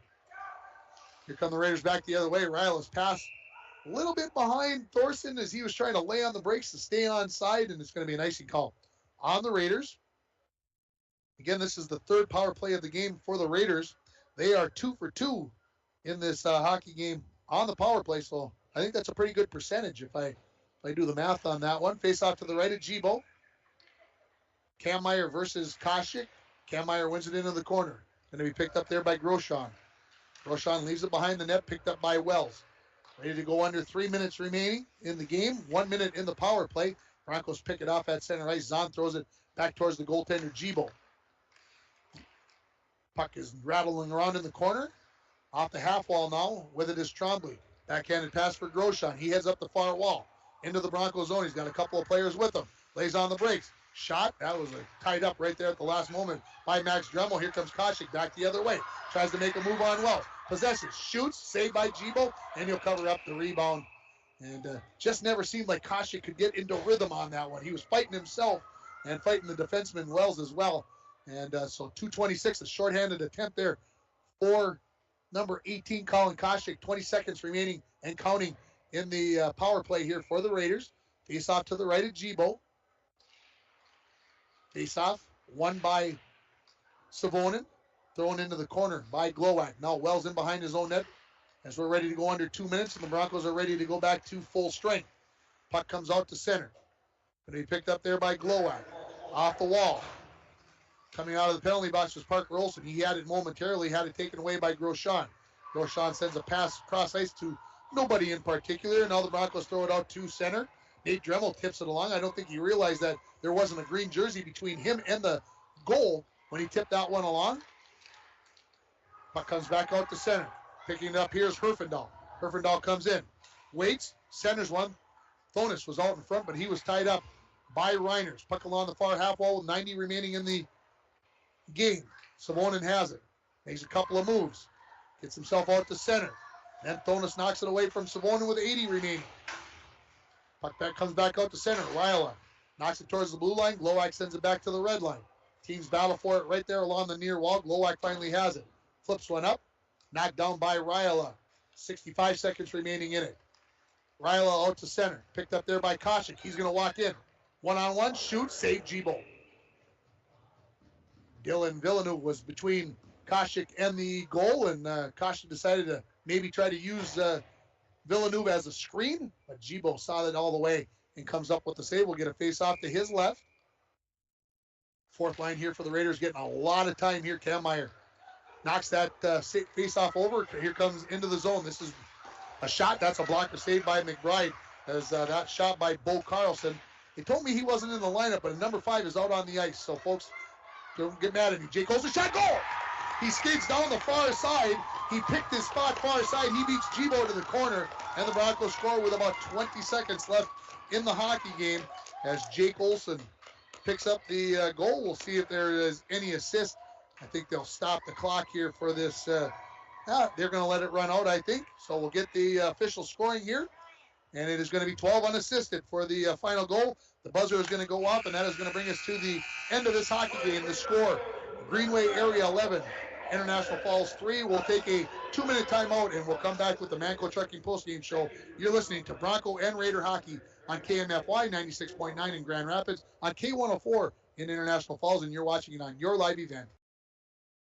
A message from Kate, Couchiching Area Prevention and Education. The 2021 International Falls Positive Community Norm Student Survey found that most students agree that vaping or using e-cigarettes is never a good thing for anyone in their age range to do, and many students disapprove of their friends vaping or using e-cigarettes. CAPE is working together to empower the communities within Couchiching County to reduce alcohol and other drug use among youth and young adults. Together, we are strong. This ad has been funded by MNDHS BHD.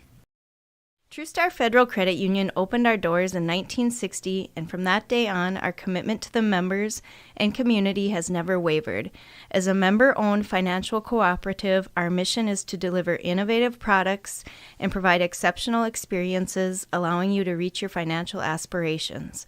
Whether you are looking to open your first savings account, buying your first home, or send your child to college, TrueStar is here to help you take the next step in your financial journey.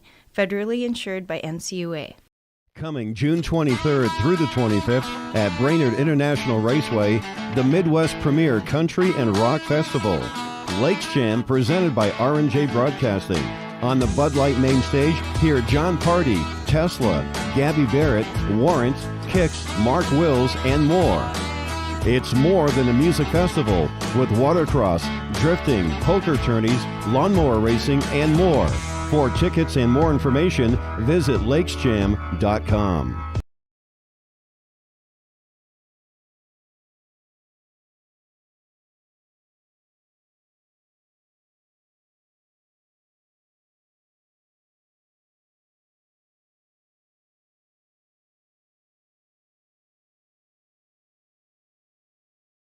Right now, 13 below.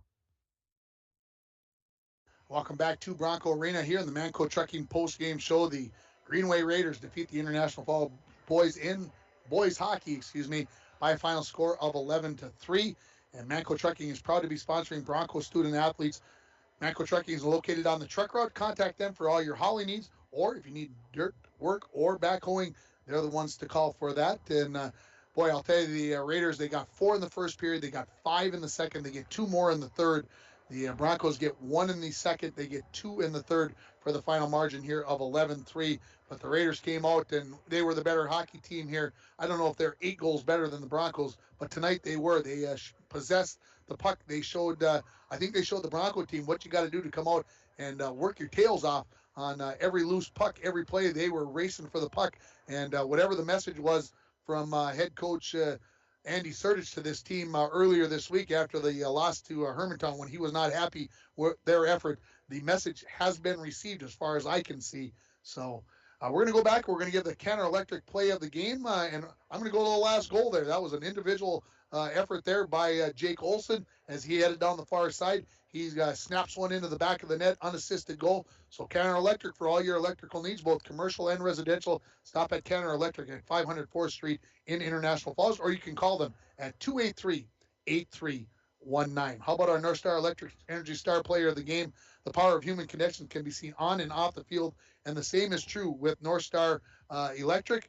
And I'm going to give the player of the game. There's the Broncos only scored 3 goals. It was an 11-3. It's tough to pick one. But I'm going to go with Ben Glowacz in this hockey game. Go with one of the defensemen here. You might say, well, gee, they gave up 11 goals. How can you give it to a defenseman? I think he did a good job back there. There were times when there were a lot of things going on, and I thought he was able to possess the puck. So congratulations to Ben Glowacz, this game's Energy Star Player of the game from North Star Electric. Let's run down the scoring for you here again. It took till the 11:04 mark of the first period. It was scoreless until then, but on the power play, it was number 23, Bodie Jorgensen, that got the power play goal. Just a minute and 46 seconds later, it was Jacques Villeneuve getting the second goal for the Raiders. 18 seconds later, Aiden Springer gets his first goal of the hockey game, and then the fourth goal of the first period at 15:26 to Matt Hanna. It was 4-0 after 17 minutes. The Broncos broke through first in the second period. The goal goes to Max Dremel, assist to Colin Koschik and to Matt Worley. That would be the lone goal for the Broncos in the second period. The Raiders would answer back 14 seconds later. It would be the first of 5 goals in the second period for Greenway. Springer would get the first one at 5:04. Then at 9:06, Jacques Villeneuve would get the goal. Springer would get his hat-trick goal at 12:40. Ezra Carlson would get his first goal of the game after 4 assists on the previous goals by the Raiders at 12:53, just 13 seconds after that Springer goal. And then with 1:05 remaining in the second period, Joe Herfindahl got that 5th goal, and it was 9-1.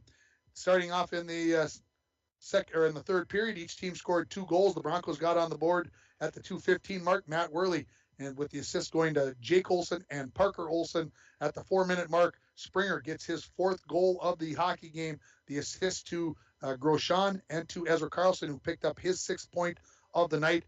Answering back again for the Raiders, number 18, that is Connor Thonis, as the Red Sea kind of parted for him. He walked in, got the goal. The assist goes to number 3, Wyatt Thorson. And then with 20 seconds left in the game, it was Jake Olson getting the unassisted goal there for the final margin of 11-3. Shots on goal for the game, 29 for the Raiders, 16 for the Broncos. So for Jorgensen in the game, Jorgensen made 6 saves in that second or third period. The Broncos scored 2 goals, so 5 saves for Jibo. And McBride came up with 5 saves as well in that period. For, again, the final margin, the score, Greenway Area 11 and the International Falls Broncos 3. I think that's going to wrap it up here from Bronco Arena. Again, our next telecast is tomorrow night. Our next broadcast is tomorrow night, as I will be down in Detroit Lakes following the Bronco girls as they take on the Detroit Lake Lakers. The pregame to start at 6:40, opening faceoff scheduled for 7 o'clock on K104 and rjbroadcasting.com. Thanks to Jade and Dwayne for getting the video out to you tonight. I hope you enjoyed that part of it if you watched us that way. If you were listening to us on the radio, thanks for listening on KMFY in Grand Rapids, 96.9, and of course right here in International Falls on K104. For everybody at KMFY and K104 Sports, this is Tim Ringhofer wishing everybody a very good evening from Bronco Arena.